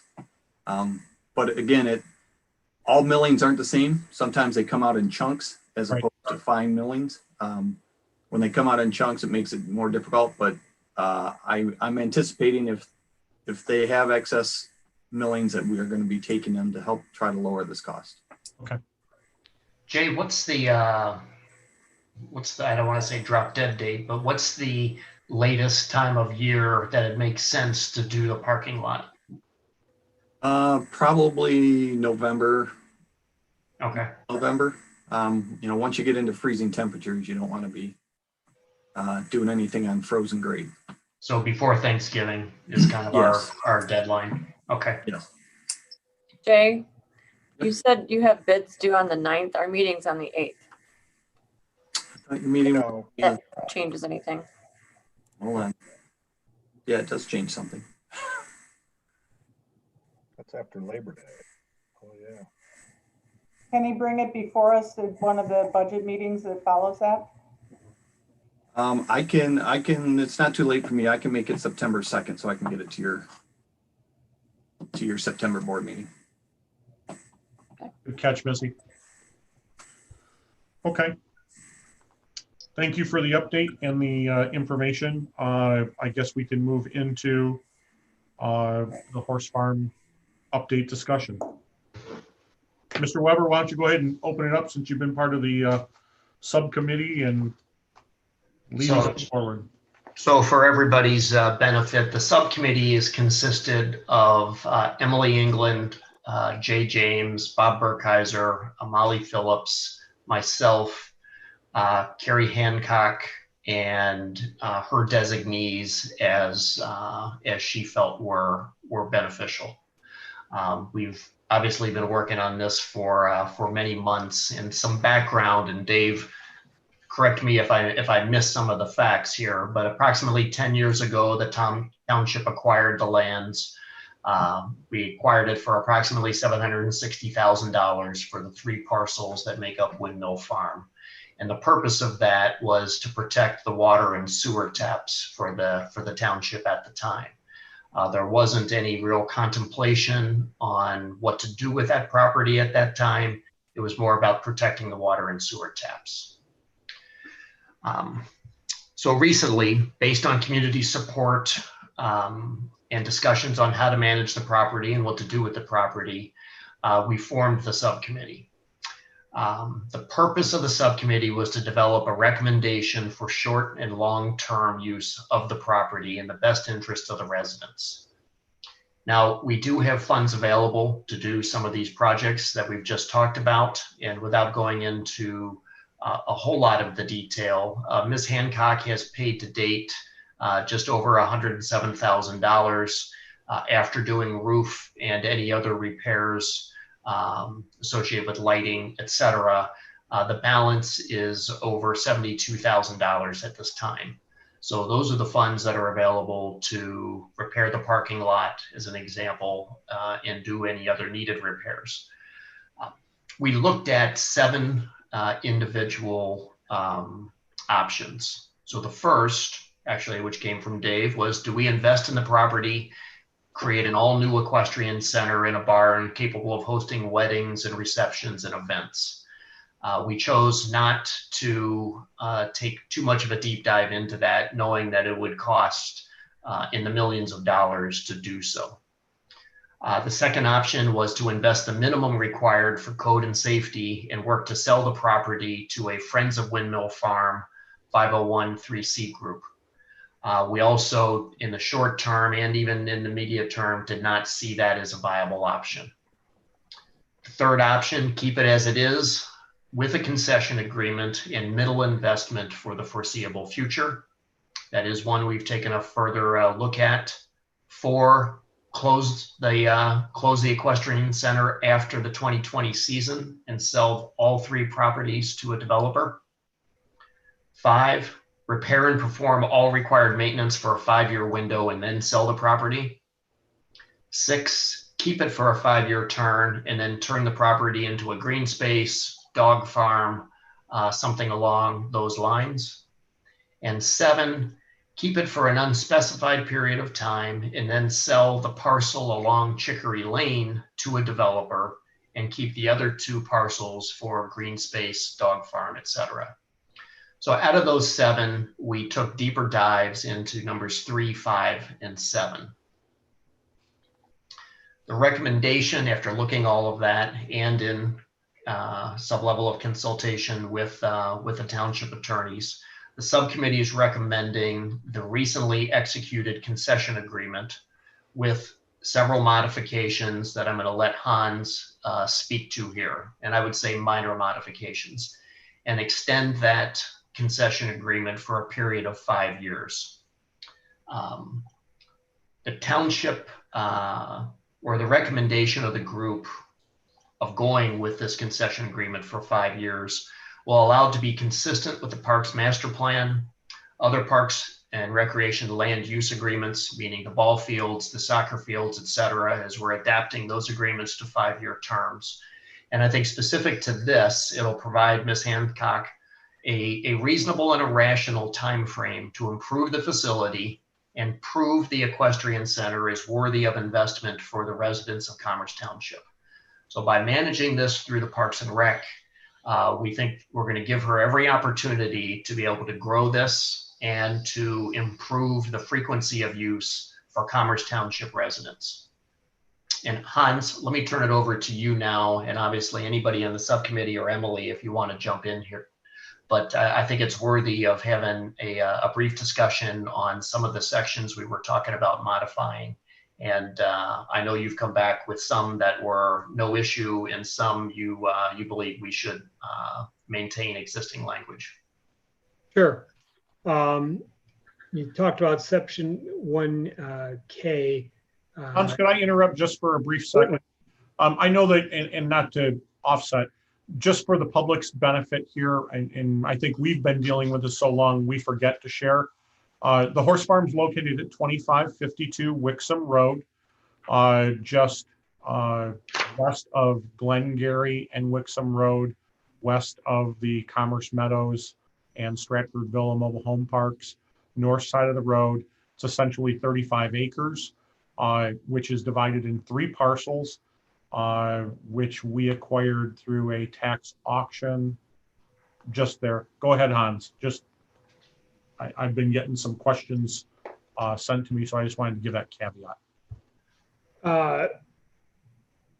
Yeah, so first recommended change was section 1E, which changes the minimum number of days of operation from 7 days a week to 5 days. Obviously, I have no objection to that. That's a policy decision the township board makes. I think the original idea behind 7 days was that she could offer 7 days, but if it's, she only needs to offer 5 days, that's a clarification that I have no objection to. Section 1K, I do have a comment on that. That provision deals with notification if there's a safety issue associated with the facility. A leaning wall, some sort of major safety concern associated with the facility. The existing agreement calls that the supervisor be notified of that safety defect. And the discussion was maybe changing to the Parks and Recreation Director, as the Parks and Recreation Director is in charge with many responsibilities regarding the horse farm. It is my recommendation that if that change is made, that it continue to include the supervisor. Under the Charter Township Act, the supervisor is statutorily responsible for the safekeeping of buildings and structures and equipment of the township. So he is statutorily assigned that duty. I think it would be inappropriate to remove that. I think it's appropriate to keep him in that position. Further, as a public building, it is potential exception to governmental immunity, so that even highlights it further. So if you were to amend that section at all, go ahead. So, well, with that, then anything that happens at ball fields, all that type stuff, all that issues that come up, whether it's trees that fall over limbs, they all reach out to Parks and Rec. So then I guess to follow along with what we're trying to do is make things consistent, then that needs to be, I guess I'll say, consistently in there. Maybe it's through Parks and Rec to the supervisor so that she's aware also, or something along those lines. It would be my recommendation that if you have a policy or a concession agreement or a lease agreement or a contract associated with this, if there is a safety issue associated with any building or facility of the township, that the supervisor be named as a notifying party. And that's the way it should be. It's okay to have Parks and Rec and the Parks and Rec director named as an individual as well. They both can be on that, but I do think it would be appropriate to have the supervisor's office named in that as well. Okay. I just have a quick question. Is the horse farm now considered a park? Are we transferring it from township-owned property, because it was purchased out of general funds, I believe, to a park? No. No. I don't think that's the intent. The intent is to have it operate and report to parks so that the parks can also, advertise what they offer, and they'll report to parks and all of that kind of stuff, but it's not to be transferred to become a park property. It will still just be a township property, is my understanding of what we've discussed. So we're using parks to make it an avenue for the horse farm to let the community know what they're doing, just as the ball leagues do. So instead of her reporting to the township board monthly, she would then report to the Parks and Recreation monthly, and then that would be recorded in our meeting minutes. And she's been doing that for at least the last 3 months, has been given a report on what they've been doing, how they're abiding by nowadays the COVID rules and those type things. So she's done that. I believe it's been the last 3 meetings. Has been reporting, just like softball and football and the bicycle folks, all those, the mountain bikes. Okay, thank you. George, under this agreement, at what point in time would she begin paying rent again? I'll let Molly answer that because I believe it's imminent. I'm sorry, what was the question? At what point in time would the horse farm begin paying rent again? Keeping in mind, with the COVID emergency where she wasn't able to operate, there was no equestrian scholastic program to serve things of that nature. We opted not to accept rent from her so that she could take care of her 59 horses and not go under. Do you anticipate? And that was your decision. Yep. For the pandemic. So I would assume then it is up to you when she begins again. Are they under the 10 or fewer people gathering? Have they reported to parks? Are they doing lessons? Are they doing training? Are they doing anything there yet, if you know, Miss Englund? Everything is being done outside, even to the point that the students are not handling horses. The instructors get the horses, tack the horses up, take them outside. Everybody is wearing a mask until the rider mounts the horse, and then they are allowed to take their mask off. So they are doing lessons, they are staying under the guidelines, and they are staying within the limit within the buildings. Okay, I was on. So Molly, is there any reason that starting September? I would throw in that I don't know how we want to look at that, but I think we need to get an idea on what percent of her business, for lack of knowing what to call it. I mean, if she's operating at 25% like restaurants are, I'm not sure, I think we need to be lenient on how we do the rent. Maybe just charge a portion of it. Well, I mean, I don't know what she's doing. So if she's operating at 50%, then maybe you make the rent 50%. It's up to you guys. That's just my thought. I mean, to just all of a sudden start when she's only at 25%, I'm not sure how viable we're allowing the operation to be. Well, and keep in mind that for March, April, May, and at least half of June, she wasn't operating at all and Right. was still having to pay to feed all of the horses. So making up that shortfall, I mean, especially if she's only operating, and I don't know what capacity she's operating at. That's not a question I've asked Carrie. I see that she's on listening because I see her phone number. So I don't, you know, I don't know how long it would take to recoup those expenses, you know, for how much she had to spend without any income.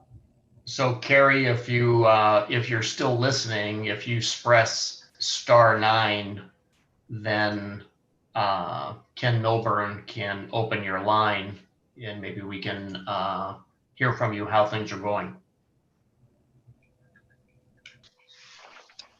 Go ahead, caller, press *6 to unmute your line. *6. Yeah, it's a new thing that Zoom has implemented. So *9 to raise a hand, *6 to unmute. Gotcha. Hello, this is Carrie. Yes. Hi, Carrie Hancock. Welcome to our meeting. Just for the benefit of Cindy Waker, our recording secretary, I announced your name. If you could just give us a brief overview of what you're experiencing, what kind of training schedule and volume you're doing, if you would be so kind. Okay, well, we're getting back to doing the lessons and working with the equestrian teams. We are operating at less of a volume. We are operating completely outside. So during the bad weather, we have been canceling lessons, but we've been fortunate. We've been able to do most of them outside. So we've been doing what we can do outdoors. We are at maybe 60% operating at this point, but there is a lot of interest in more people getting involved. Just looking at how to accommodate that appropriately with the COVID situation. How many trainers do you have currently supporting you, Carrie? How many what? How many trainers do you have supporting your services right now? We have 3 trainers at this time giving lessons. Okay. And so Carrie, what's your recommendation on beginning and paying the concession fee? I'm sorry, what was the question? What's your recommendation on beginning and paying the concession fee? Resuming the payments. I think if things continue the way they are, as far as we're getting back to doing business and we're able to continue that, I think October would be realistic with the new payment schedule that has been proposed. Carrie, if I could, it's Dave Scott again, if I could ask, during this time, obviously there's been a shutdown of our world, if you will, including horse riding. Have you incurred any extraordinary costs, vet bills, anything of that nature, any losses of animals and, you know, having to pay Michigan State University $600, things of that nature? Or have you been lucky and escaped anything? The only thing out of the ordinary related to the COVID situation is that we depend on weekly lessons for income. And we had a significant portion of time where we had no income from lessons. Mm-hmm. So that changed our revenue, okay, you know, for about 3 months. I know otherwise the horses eat. I'm sorry, I know one of your equestrian instructors had filed for an Oakland County small business grant. Have you filed for any grants or support from the state or anything and been lucky enough to receive them, or what's the status there? I have not applied for any grants, no. Okay. Hey, Carrie, this is Rick Soval. Are you suggesting then for October to go with the $700 a month rent until the spring when it then jumps back up to $2,100? I would like to see that happen as long as things continue to move forward, and you know, ideally we'll be even busier in the spring, and we'll be ideally starting back up with our middle school students. So that that is based on, continuing growth, as we're hoping will happen. So then on the And I appreciate the opportunity. I appreciate the opportunity to have input on that. So the months that got missed, is the intent to have it deferred, suspended, or forgiven? Forgiven. Whatever the board sees appropriate. Okay. My impression was forgiven as well. That was. Yeah, my intent as a supervisor when I suspended accepting rent, first and foremost, I wanted Carrie to be able to care for the animals, care for the property. She is our eyes and ears on site. As we all can agree, the township has been a really bad landlord. We now have the facility in a place where it is, the roof is repaired. If we did have a terrible storm come through, if we did have damage, we now are in a situation where we could make an insurance claim. But there are plenty of things for us to do, to include removing the old house, and things of that nature. But my goal would always be to guide the board to forgive, utilizing the CARES grant or the Oakland County funding of small businesses. They keep working, they keep operating, they do their part to remain in place as Ms. Hancock has, then we would forgive those months' rent.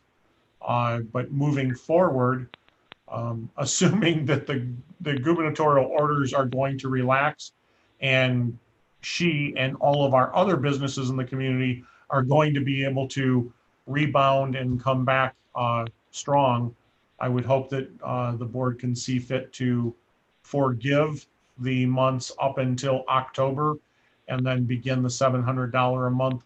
Obviously, we as a board would revisit that if the gubernatorial orders become more restrictive or there are changes that prevent Ms. Hancock or any business in the community from operating at a higher capacity. So to move forward, I will make a motion to move forward with a 5-year concession agreement, including language as recommended by the township attorney. Forgive all concession payments to date and to begin concession payments based upon the new schedule beginning in October. Support.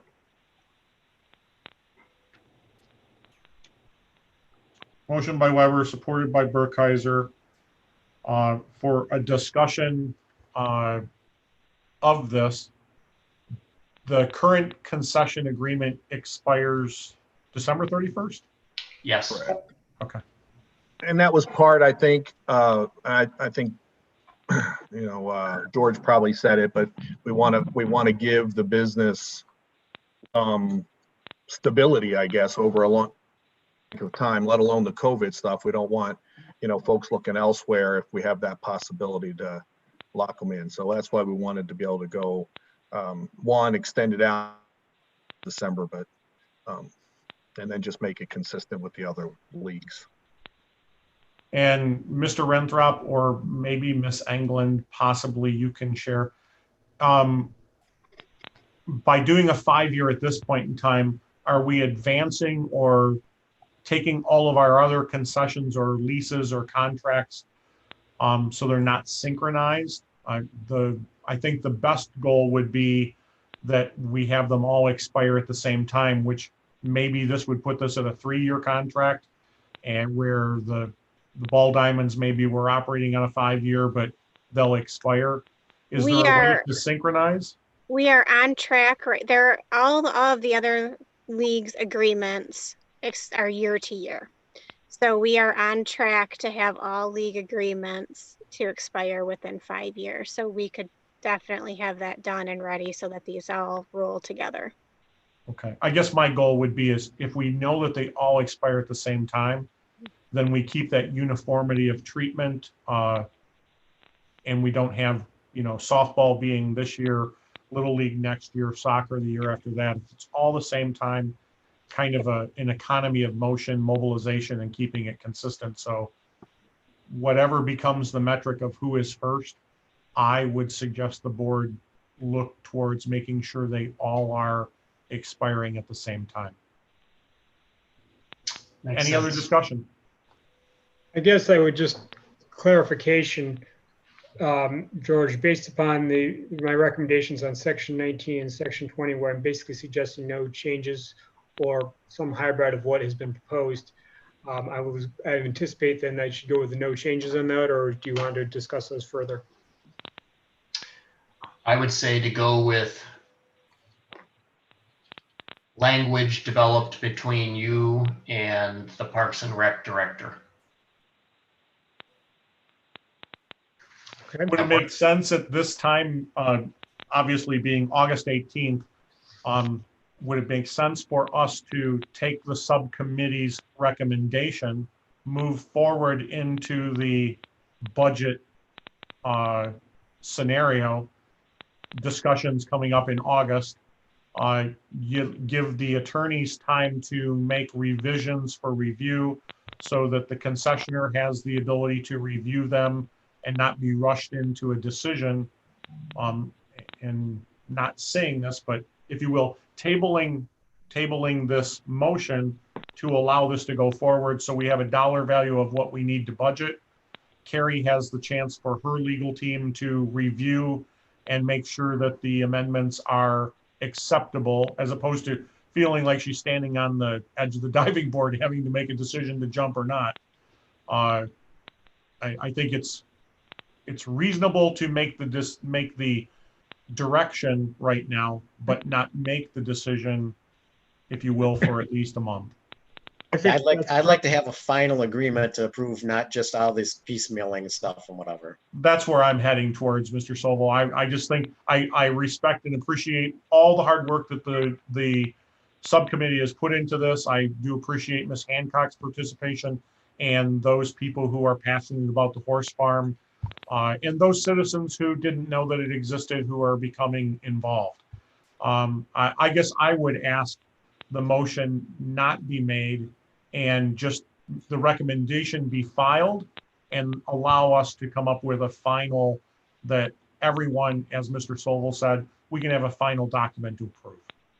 I think we can have a final document. I think the biggest thing we wanted to provide is some assurance, and I guess I'll get intent from the board that we're good with the 5-year thing, because it's due to run out in whatever it is, 4 months. And so I think if we're getting an idea that we're good with the 5 years, I don't have any issues tabling this, clean it up and doing it next month. So the language that Carrie brought to our attention isn't anything very significant. I think that we can get that done easily with a conversation between Hans and I so that he understands the intent of her reasoning for wanting to see some changes there. May I propose an alternative language or motion?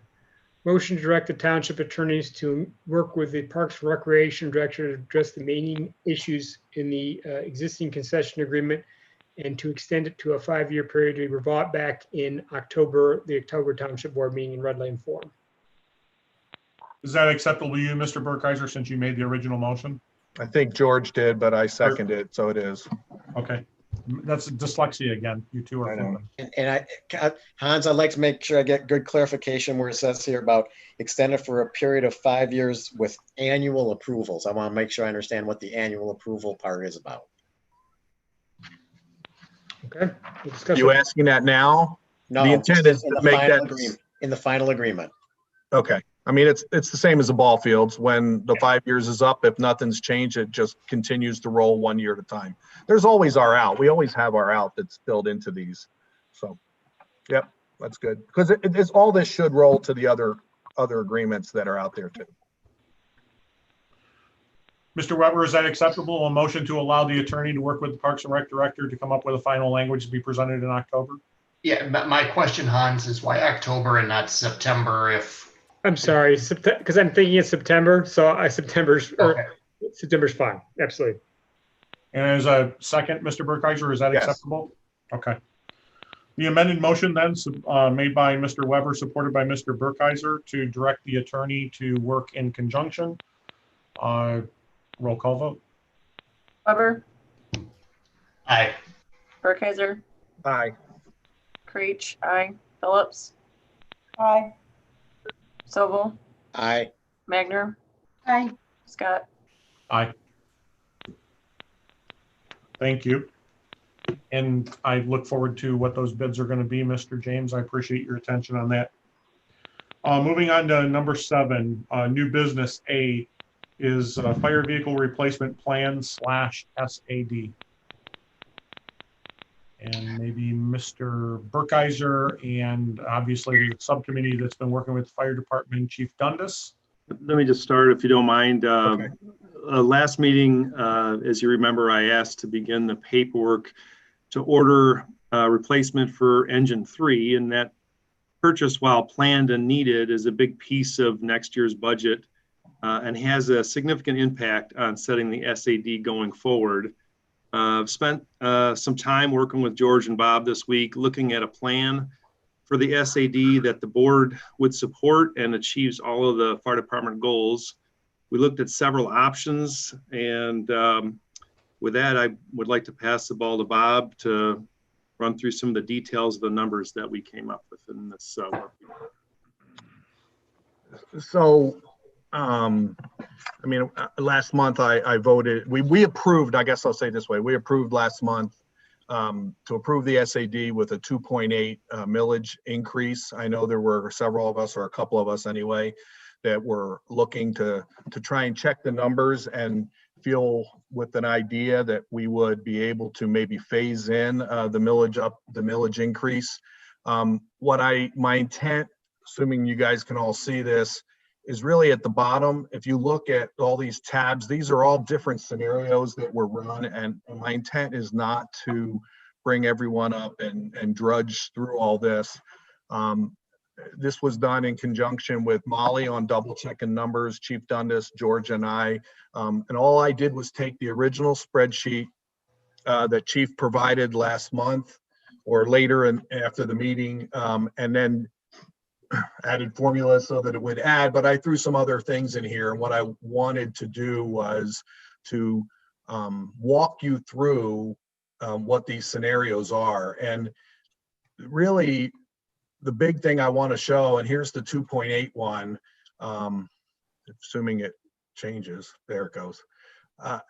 Everything comes in negative on our fund balance. There is really no way to work in the firehouse, whatever equipment that is needed without borrowing from the general fund.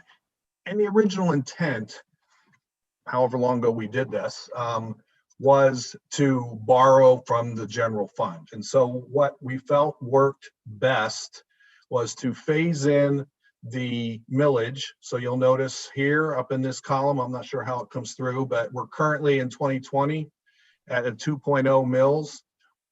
And it was to phase it in 21 to 2.4, then 2.6, then 2.8. And if you look at this includes the SAFER grant.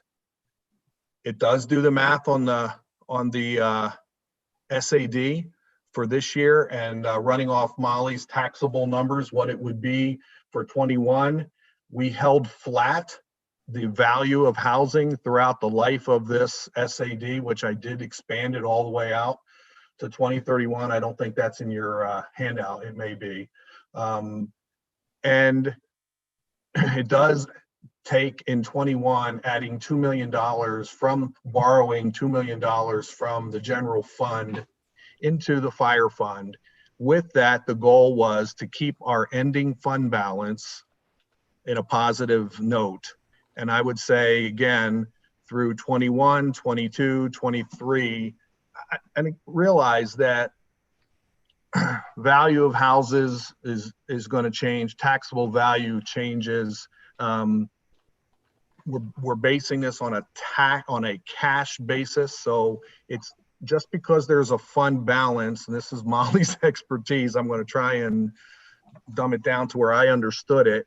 We've got liabilities, and we have to subtract that from the the fund balance. And so I think that was new for George and I. We just assumed that if we had a fund balance, that money was all available, and technically it's not. So this fund balance at the beginning of the year, this year, we originally thought was close to $4 million. It was 3.1 or 3.2 million, because we have a liability out there that we can't, that has to come off the fund balance. Technically the money's there, but the liability is still there. So we really don't have that money in a cash basis, if that's the right way. And so you'll notice we have construction of the buildings. In 23, we start paying back the fund. This last year, our fund balance stays positive throughout. 26, it's potentially not, but there's so many things that could change between now and 2026. And it's only negative by $60,000 by this math. These percentages at the bottom is just taking a 5-year average of our expenditures and roughly how much is in there in the fund balance to cover that. Assuming things went really bad, we have a certain amount in there that would cover us. I would prefer, honestly, to keep that up in the high teens at least. 25% gives us for 3 months of balance, but it does keep us in a positive. Everything out of the fire fund keeps us in a positive balance. I want to highlight line 4. We did reach out to 14. We reached out to the assessing folks and got the average taxable value of houses in Commerce Township and Wolverine. It does range between $93,000, I think, was the low end, and upwards to $150,000. So I used 125. I think that was being overly conservative. So my point here is to show you what currently at that taxable value, the average house is paying roughly $250 currently in taxes. This new proposal would take it from $300 up $50, and then up $25 in 22, up 25 more. So it phases in the tax increase over 3 years. What would happen after that is up to future boards. I'll say it that way. The other thing we did is we moved the purchase of the fire truck, which is why this is sort of being merged together, from actually taking control of it in August of 21, which was what we talked about, I think it was 2 weeks ago, to making it accessible or taking hold of it in January of 22, putting the money into the 22 year. So by moving that roughly $600,000 to 22, it helped to balance out the fund balances through. I think personally, I think this is a good plan. I think it smooths out the increase. I think it allows the fire department to accomplish its goals. It allows us to purchase and build and pay for a new fire department that's sorely needed in that area. I'm not sure if there was anything else I wanted to say. Bob, I think the only thing to mention or to reiterate is that as part of the conservative look, we held all property values flat throughout the spreadsheet. So I think we all believe that there will be appreciation, but in the uncertain times we're in, we wanted to take absolutely the most conservative look at this.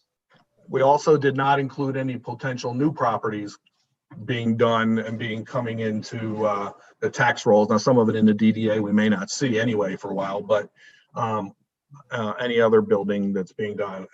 We tried to go as conservative as we could with the intent to phase in the tax increase and still accomplish the township and fire department's goals. So I think one other point that we discussed on the paying back of the general fund. So we had some discussion, as Bob mentioned, we do need to figure out how to increase the fire fund balance in case something happens. We discussed whether we let the $2 million payment just roll right into the fire fund, or whether we actually pay back to the general fund. And I think we settled on, at least for now, the plan is to pay it back to the general fund because that gives us the greatest amount of flexibility. if there is an emergency within the fire department, we have the ability to take money from the general fund to support that. But this also gives us greater flexibility if we do have an emergency and some other activity within the township, that there's those funds would be available. Hey, George, Bob, you did a great job on this. Thank you for all the hard work. A question on the payback, is that with 0 interest? Well, the way it's in there is with 0 interest. Okay. And we vetted that out with the township attorneys, and we can pay it back as stated. And then another question, I'm not sure if this is a Hans or a Molly question. If the state follows through and allows a suspension of property taxes, does that also apply to SADs? I don't I have know. no idea. It's the legislation. I think, Rick, what you're looking at is if the Senate bill that allows deferment of payments, Correct. if that is adopted and if it was approved in the House, if it doesn't specifically delineate an operating millage or a specific SAD, then yeah, that could very well deplete the amount of money that we have coming in annually for whatever that term of deferment would be. I think they're talking up to 3 years. Right. I guess the other thing maybe Mr. Burkheiser can share.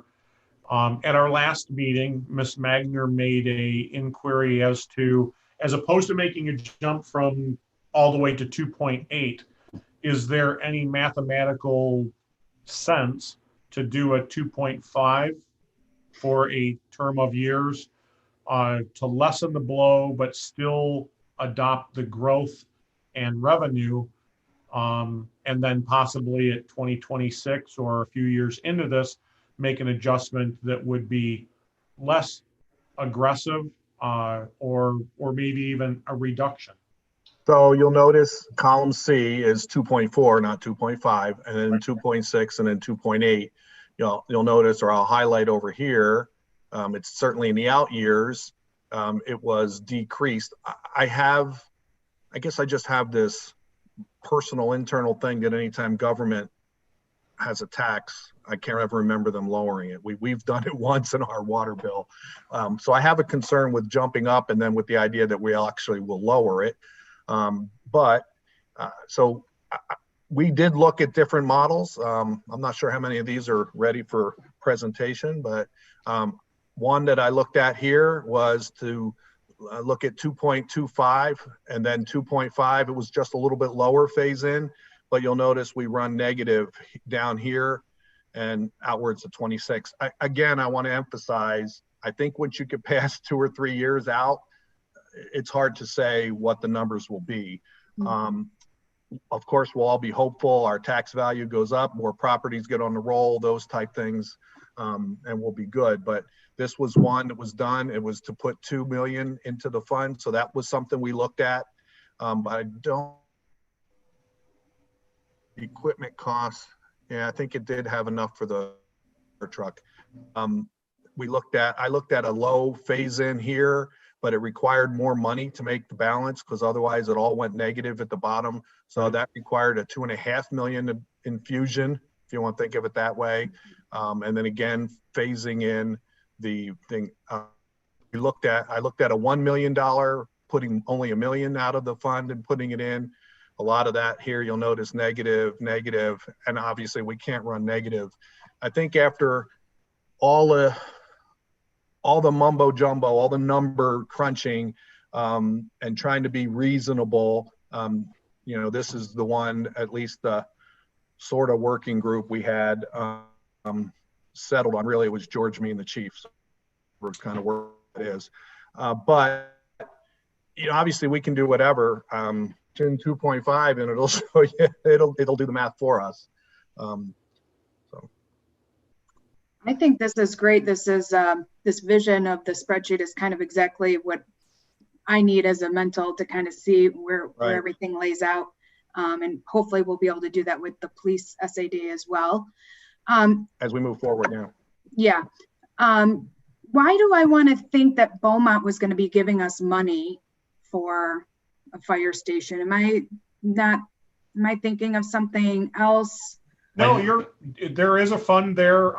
We were able to, and keep in mind it is the DDA. The DDA was able to memorialize in writing what was a concept or handshake promise. We had nothing in writing prior to 2016. The promise that Beaumont said that they would let us build a station on the site of the new hospital and provide a training room within the confines of the hospital. That now has been memorialized that when Beaumont sells that property, whether they sell it for $1 or $60 million, Commerce Township DDA will get $632,000 that they can then convert into a new fire truck or equipment or something of that nature. But I believe that'll convey from Beaumont to the DDA, who is the seller of the property and the arrangement. But we will reap a benefit from it, and that is memorialized in writing now. Thank you. So I guess I'll move forward with this. I would like us to, I don't know, Hans, what officially we have to say, but I would like us to consider, I'll make a motion that we put the SAD for 2021 at 2.4, and that we move forward with the purchase of a fire truck that we take, what do we call it, control of it in January or certainly early 2022. Bob, you're okay to make the motion on the fire truck. You're premature to do it on the thing because we have to have a public hearing on the roll in September, and that's okay. That thing. All right. I'll support.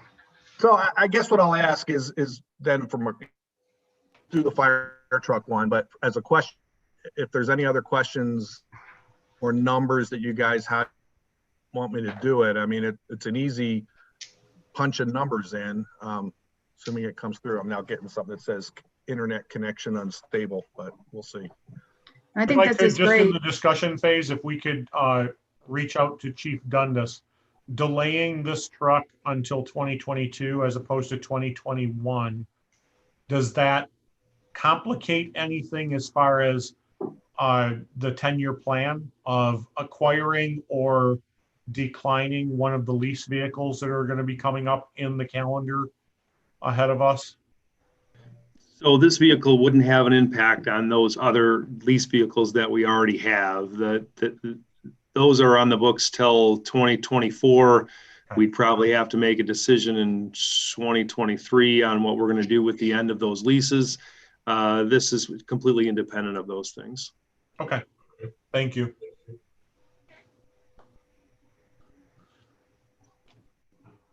Bob, I can see you're trying to talk, but I can't hear you.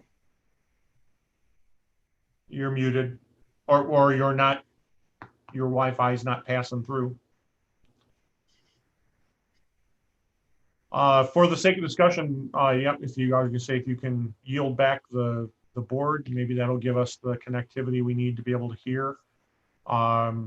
So with this, I guess, again, we're in a situation where we're moving to push the purchase of a fire truck instead of ordering it now and taking custody of it in 2021.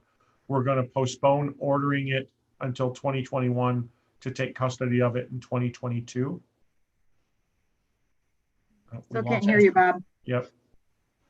I think the intent of the chief was that he can order it now, or he can order it imminently, and as part of the contract, just state that we will not take delivery of it nor pay for it until January of 2022. And have we done any research to see if Rosenbauer would honor or is it a new bid and a new price, and where are we at there? The price wouldn't change. I'll be able to present some other options for that truck in terms of the financing and that payment probably during the budget meeting, if that's acceptable. Okay. So then we really don't need a motion. We just needed to give board direction to the fire department on how to proceed. And then in our September public hearings, we'll be able to finalize and set our SAD rates to be forwarded to the county in October. Is that correct? Must be That correct. is my understanding. Yes. Okay. And I would just highlight again, it appears we've lost Mr. Burkheiser's audio. Mr. Scott, if I could interrupt, Mr. Burkheiser, you may want to just log out and log back in again. It appears that your low connection bandwidth may have contributed to your audio loss. I'll look for you in the waiting room. Thank you. And we'll allow Mr. Burkheiser to work through that solution here and rejoin us.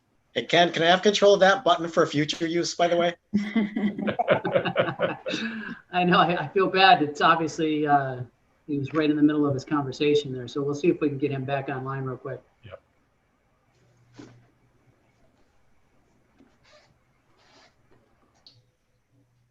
Hey, while we're waiting, can I ask the fire chief? He's right above you there. Do you need to set up another station at Addington, by the way? We've had a large fire there on Saturday night. It was caused by a lightning strike. It's probably the biggest fire that we've had in Commerce since I've been the chief. Defensive fires, which means that you don't go inside, you just throw water on it from the outside, are very difficult to fight. Buildings are meant to shed water, and so that takes a lot of water and a long time to get to the seat of those fires. And we have had a couple of small rekindles on those things. That is not unusual. Another one at 6:30 tonight. I actually went by there this afternoon to look at it. So it looks like there's like, what, maybe up to 12 units in that building? There's, in the building, there is. The firewall held and did its job for the most part. So we're really only half the building that was affected. So 3 units on the front and 3 on the back. Let's test Mr. Burkheiser. Are you back with us with now? audio? We can, thank you. Sorry about that. I don't know. Nope, not a problem. One of the kids had to be punted off of Netflix or something, I'm sure. There you go. Probably true. Again, we kind of waited for you to rejoin us. So essentially, this would, I don't think we need to have a motion. It's just the board is giving the chief direction on how to proceed, and we'll carry into your mathematics into the budget discussions and our next public hearing in September, so we can set rates in October or for October. Sounds good. Okay. Thank you for all your work on that. Yeah, great job. No problem. We'll move on to items B as in boy, new business, Dodge Park 5 emergency gate entrance. I'll throw it at Mrs. Englund to bring us up to speed. So when CW3 built their new soccer field, they installed what was then considered a construction entrance. Mm-hmm. The township would like to keep that construction entrance as a maintenance/emergency entrance to access that field. So in order to do that, we would have to gate it so that not anybody can just drive onto it. So I have included in your packet the 3 bids that we received back. This did go to Parks. Parks made the motion to go with the lowest bid, which was Novi Fence, for $1,410. Contained within your budget? Yes. Emily, if you know, or possibly the chief would jump in, is this a Knox box lock, or will CW3 have an individual lock system? We typically put a combination lock on, okay, and then maintenance and the fire department and anybody else who would need it would have the combination for it. Okay. Knox boxes are only for emergency use, Dave. So we wouldn't No, I know. share that key or combo with anybody. I know. I'm just saying, commonly we could put their padlock onto a Knox box lock so that when fire trucks arrive, you go through your standard emergency access through, opening it up with your master key, but their combination key for daily use would just attach to your system, if you will. So when they open it, they would never be utilizing a Knox box. Only fire department or emergency services would. It's really just 2 locks on 1 gate. I don't know if that's necessary for the fire department, but. I'll make a motion. Okay. Sorry, I'll make a motion to approve the Novi Fence bid for the entrance of the soccer field, not to exceed $1,410. Support. Wait, I have a question. Please. It says it's 1,410, but the permit fee is extra. Do we need to get a permit fee for ourselves? We usually pull our own permit fee. Where did you see? Oh, in the Yes, bid. yeah. Yeah, but we usually pull our own permit fee, so. Just waive it since it's us. Owners, I guess that's up to Jay. We waive all your building permit fees in the building department. Okay, just checking because I didn't want it to be not to exceed and then we had to pay a permit fee. Any Okay, I'm good. any other board discussion? All right, a roll call vote, please. Magner, Aye. Burkheiser, Aye. Creech, aye. Phillips, Aye. Weber, Aye. Sobel, Aye. Scott. Aye. Motion carries. C as in Charles, under new business, Commerce Memorial Cemetery improvements. If you will, when we did the real estate transaction behind the Benstein Grill, the discussions that I had carried forward with Clerk Creech, who is the person, if you will, the keeper of records and the keeper of cemeteries, the cemetery support board that helps Clerk Creech, which are Mr. Carter, Miss Garbett, and Mrs. Creech. Mr. Perry. And thank you, and Richard Perry. It's been my desire in this scenario, the same way we are entrusted with the care and custody of many family members from decades ago. We recently, last year, recovered a Civil War soldier's headstone and returned it adjacent to his brother. So keeping our cemeteries nice. I think in the Commerce Memorial Park, I would be asking that we would allot monies from the sale of the property to immediately place an appropriate fence between the bike path and the grave sites, so we don't have kids using headstones as parkour obstacles or ramps. And I also would like to try and proceed towards paving the entryway and the circle. If you remember looking at the this cemetery, it's a chain of 3 links of circles all interconnecting. At this time, we only have one in operation, but it would take, it would bring our cemetery into a higher level of care. It's a very dusty, dirty road. The neighbors complain about the dust. But more importantly, as we've learned from some of our historical cemeteries, if we have a defined roadway as a paved roadway, we don't have people leaving the path and disturbing grave sites. Some of our historic burial sites, I'm sure the wagons were far away from headstones, but when I take my pickup through on Commerce Road and on Oakley Park Road, your wheels are inches away from headstones and burial sites.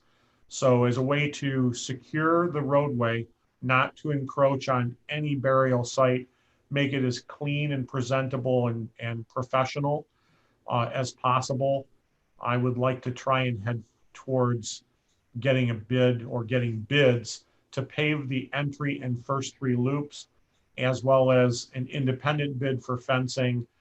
I do believe in this scenario, I would suggest deviating from what we have done on Commerce Road and on Oakley Park Road with a 4-foot fence. And along the bike path, I'd like to see us have a 6-foot fence to separate the commercial property and the bike pedestrian pathway from the cemetery property itself. So Dave, I agree on the fencing piece. I would ask on the, if you can get ballpark bids, if that's the right word, for the budget process, I think that would help us better look at it. I mean, I'd be willing to make a motion on to apply. I'll make a motion to apply the purchase price to take care of any fencing appropriate. I'll call it privacy fencing. I guess if it's not enough money, so up to, what was it, $50,000? Yes. If it, it doesn't need to be that much, but if that's what it means. I would also ask you, just as we formulate on how we're proceeding with this, Bob, if you could also expand your motion to not only the fencing, but if you will, accoutrements being landscaping or something else that we might need to fill in a gap. We did I would put say some whatever requirements. the planning commission deems appropriate. I think Dave's good at flowers and bushes, so he can take care of that. Yeah, I just know that the same way that, you know, as I've shared with people when I try to describe this, where we're going, you know, I don't know if there is any family of Samuel Morris, the Civil War soldier that we have entrusted with our care and custody, whether it's Supervisor Robert Long and many other family members and people in our community, or the one that has brought us to the highlight of, you know, with our care and control that we've been entrusted to care for the Miller family for their son, Austin. I would like to make sure that we take the steps necessary to do the best job that we can. I appreciate that motion. I would support that moving forward. So a motion by Burkheiser, supported by Scott. Any other board discussion? I have something. Can Please. we, because you said the first three loops aren't even cleared out to be paved. No, I just Can we want to do start the with first loop. I only want to do the first loop, understanding that there are 3 total. But all I want to pave is the entryway. And we're making the fence a priority over the paving. Yes. Okay. Yes. And the paving as far as I'm concerned, it's the privacy fence, whatever appropriate landscapes, weeds and seeds need to be put in. And then as paving, I think we should look at going to cost to pave and consider that during budget talks. No, and I concur. Okay. I completely concur with involving the cemetery board to help us select the appropriate fencing and everything there. I guess I would reach out, escaping board discussion, and reach out to Mr. Campbell if there are any other things that he thinks we should present in this motion that would make life easier for him. I think I have a pretty clear direction on what we want to accomplish. Okay, thank you. Roll call vote. Burkheiser. Aye. Scott. Aye. Creech. Aye. Phillips. Aye. Weber. Aye. Magner. Aye. Sobel. Aye. Motion carries. Thank you all. Under new business, D as in David. What a great name, David. Oakland County Sheriff's Office phone system. The Oakland County Sheriff's Office, as we adapt over time, we had changes after 9/11 in communication. The most recent adaptation or increase in the United States is updating to AT&T's FirstNet. FirstNet gives a priority to emergency service providers. So if things go to hell in a handbasket, the Sheriff's Department phones will still function and be given a priority. Very much back in the day when Mr. Sobel first started on the Board of Trustees, when an iron lung was in a house, DTE made sure there was always power to that iron lung. So I guess, Lieutenant Reyes, if you can just give us a brief overview of where we're going and what you need. Basically, all of the other Oakland County substations have gone to FirstNet. So we're trying to get us there. Basically, like Dave said, in an emergency, like let's say there would be a school shooting and, 2,000 kids pick up their cell phones to call their parents, and my deputy needs to make a call out of this, the school. If we have FirstNet, we'll get priority calling. So the deputy would be able to get through, and maybe not, 2,000 kids, but we would get priority. The bottom line is, from what we're paying now, the increase in cost would be $148.83 a month. And so that would be a year total of $1,785.96 for us to change over to those phones. I have it broken down in a document. I can send it out to the board if you'd like, but I believe we have it in our board packet, Wendy, so I can see where we where we were, where we will be. I appreciate you taking the time to put this all together. I just wanted to make sure that we were touching base and not just writing a blanket letter, as some communities have had the privilege of doing, because some of the smaller communities only have one phone to provide or two phones to provide, where we're Right. providing probably 9. And one of the parts of it is the iPad that I'm using now to do this meeting, and which also came in extremely handy when we initially started the court Zoom meetings for the guys, the deputies to do court on FaceTime basically. So it was necessary. So Wendy, is this, so one, is it just the cell phone service? Is the hard line, is that a Commerce Township line, or is that different that goes into the building? Or do we not use a hard line? This is only cell phone and one iPad.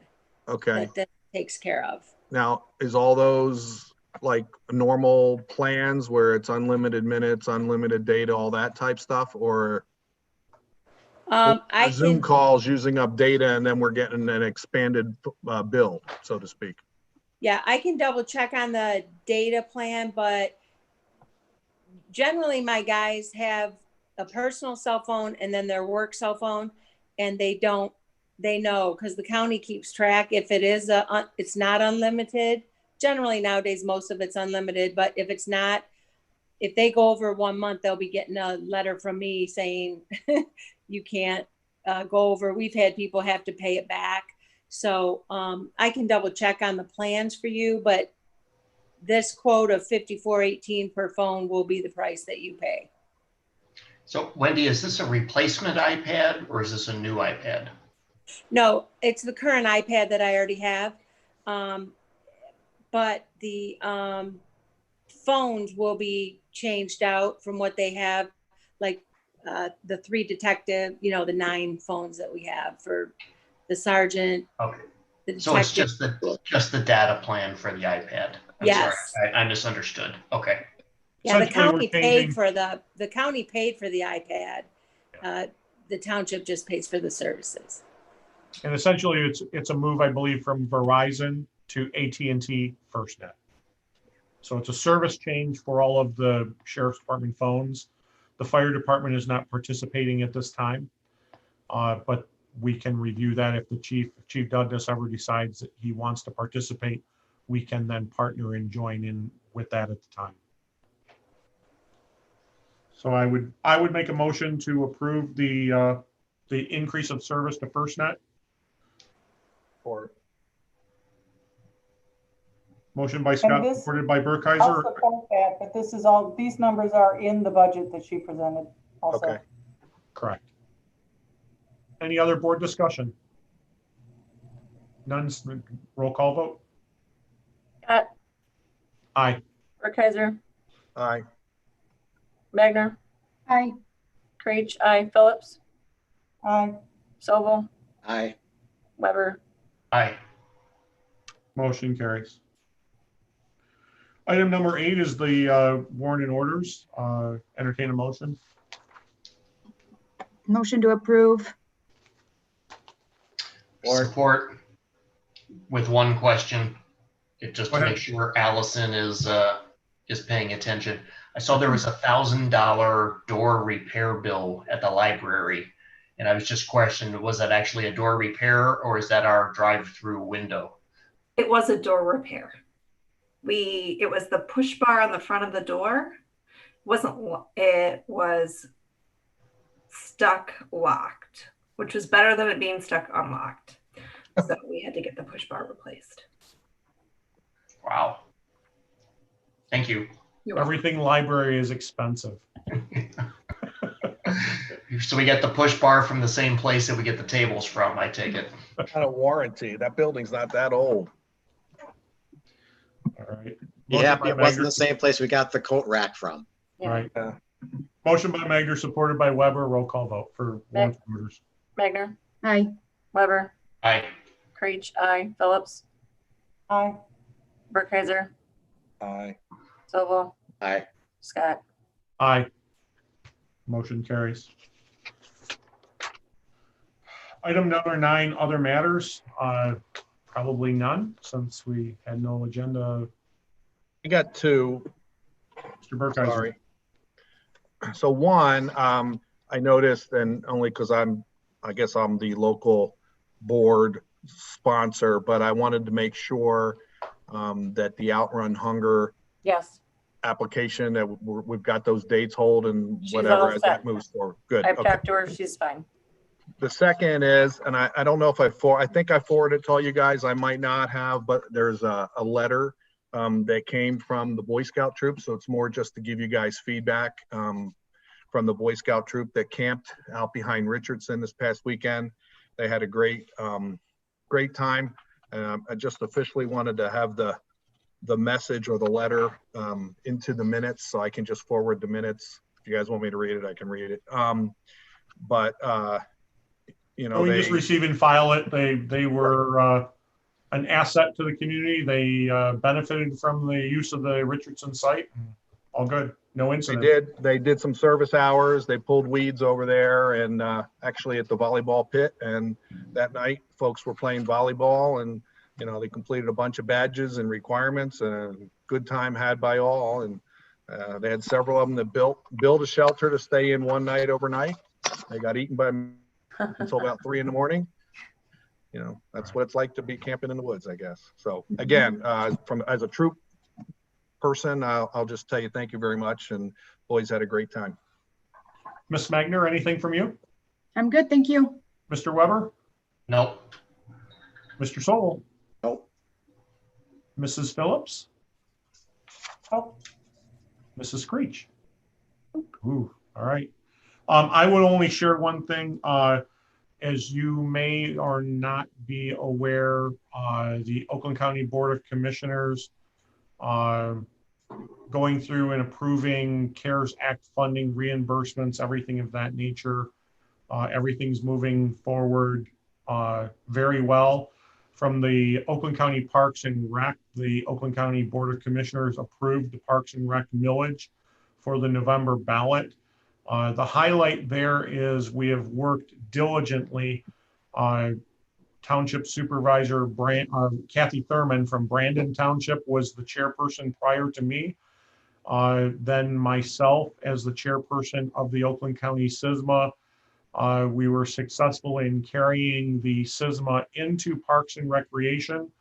The acting county executive, David Coulter, and his deputy, Hillary Chambers, reviewed with all county agencies, Drain Commission, Water, Sewer, Road, Parks and Recreation, that the SISMA has been nothing but an asset to the County of Oakland. So they are incorporating funding for the SISMA to be an operating, not a volunteer, not as a legacy member of Parks and Recreation, but as a service to the County of Oakland, so that when people turn to the county and say, I have a problem with Phragmites, how do I solve this? Parks and Recreation, who will manage this process, can direct the director, Erica Cleets, to contact a homeowner, a business, an organization, church, or whatever, to get the assistance they need, whether it's with frog bit, Phragmites, aquatic weeds and problems. So we have taken, if you will, a volunteer organization and turned it into a county funded support group, so that Oakland County Parks and Rec are going to be able to work outside the boundaries and fences of their parks. So a real big asset to us and all of the cities, villages, and townships that have supported the SISMA. So thank you for all your support for the last 3.5 years to get to that point. Hopefully the millage passes in November and this will be memorialized and made more permanent. Did I bypass anybody on other matters? I think I got everybody right. Okay, moving on to item number 10. Item number 10 is a closed session. The Charter Township of Commerce has interactions with developers on a regular basis, mainly the planning department, where they come in with conceptual ideas. This closed session is for a development idea regarding real estate in the Charter Township of Commerce. And for non-disclosure and protecting financials, numbers, and everything, we will be going into closed session. So for the purpose of closed session, entertain a motion to go into closed session. I'll make a motion to go into closed session, to discuss financial records exempt from disclosure pursuant to Freedom of Information Act, Public Act 442 of 1976. Support. And then you have to explain how this is all going to work. We will incite, was that support by Creech? Burkheiser. Burkheiser, okay. Motion by Sobel, supported by Burkheiser at 9:35. A roll call vote. Sobel. Aye. Burkheiser. Aye. Magner. Aye. Creech. Aye. Phillips. Aye. Weber. Aye. Scott. Aye. With that, and at 9:35 p.m., we'll be going into closed session with the assistance of Burge Live, Ken Milburn. The citizens of Commerce Township or observers from outside, you are welcome to sit idle. We will be moved into a separate Zoom conference room with the developers, Mr. Gary Jonam, Mr. Andrew Malia, Randy Thomas, looking around the screens, Jessica DeBone. If I miss anyone, I apologize, but they will all be moved into that area with us. This Zoom meeting will remain open and idle. We will return to this Zoom room after our closed session hearing. So Mr. Milburn, if you could facilitate our transfer. Sure, thank you, Mr. Scott. If I could have everyone's patience for just a few minutes here. You will get a prompt in a moment to take you to the breakout room. And I'm just going to start with the names here. Dave Campbell, I'll need your assistance or someone's assistance to help me confirm the names. So Allison Lobert, yes or no? No. I'd say no. Andrew Mila, yes, no? Yes. Okay. Dave Scott, yes. Yes. Emily England, No.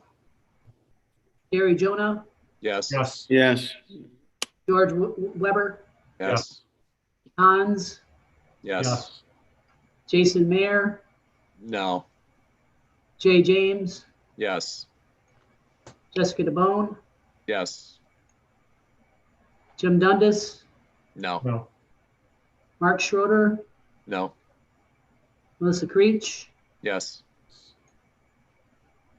Michael Hemme, Yes. So Dave, you don't think we're going to have any engineering stuff that Jason, I mean, he had some information there.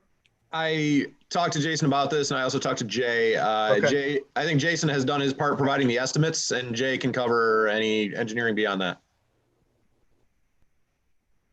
Molly Phillips, Yes. Phillips, Phil Atkinson, Yes.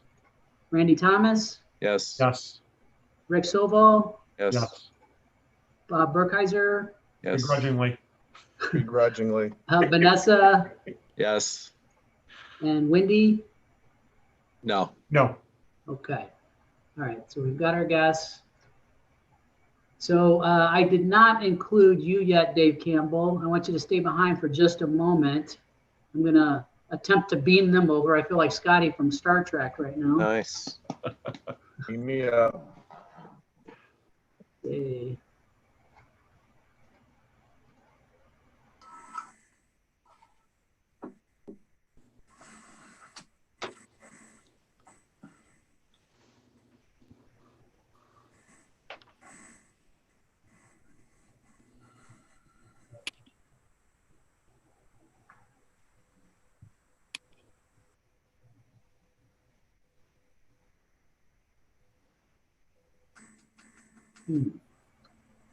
Let's see.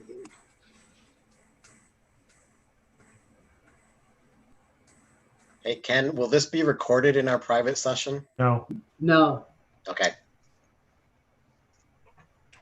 It'll be recorded by Clerk Melissa Creech as far as closed session minutes.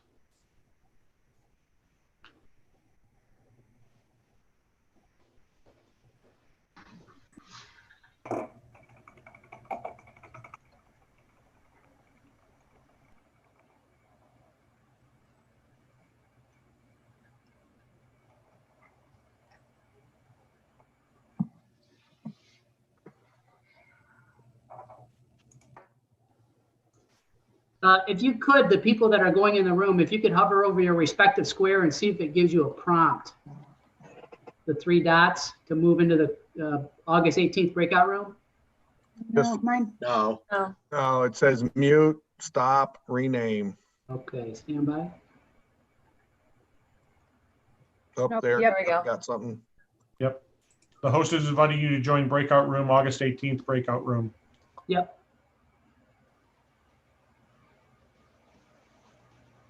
All right, Dave, I'm going to send you now. Before you do, Ken, can you still hear me? Yes. So what am I doing once we're done? You can text me that you're done and I'll close the room on my side, or people should be able to join back to this meeting. Will they get like a prompt or something, or? Yeah, they'll get a prompt that says the meeting's going to close in 60 seconds. Okay. All right. So Beam you once we're over? getting, say what? You want me to beam you over now? Sure. Okay. Said join. Yep, go ahead.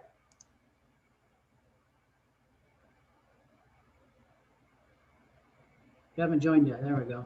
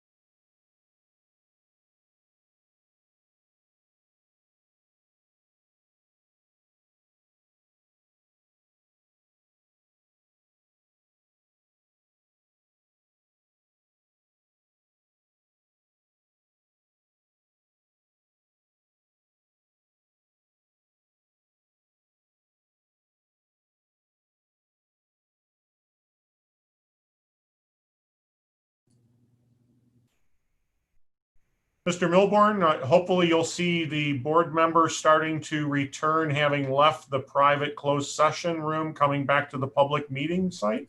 Yes, I see them coming back now.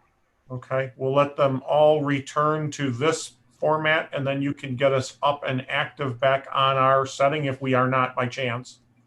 We are still good. We are green, streaming out live still. Okay, Mr. Milborn, hopefully you'll see the board members starting to return, having left the private closed session room, coming back to the public meeting site. Yes, I see them coming back now. Okay, we'll let them all return to this format, and then you can get us. Somebody has YouTube on at the moment. Our setting if we are not by chance. We are still good. We are green, streaming out live still. Okay. Whoever had that, regardless. So at 11:16, we're returning to our board meeting. Entertain a motion to exit closed session.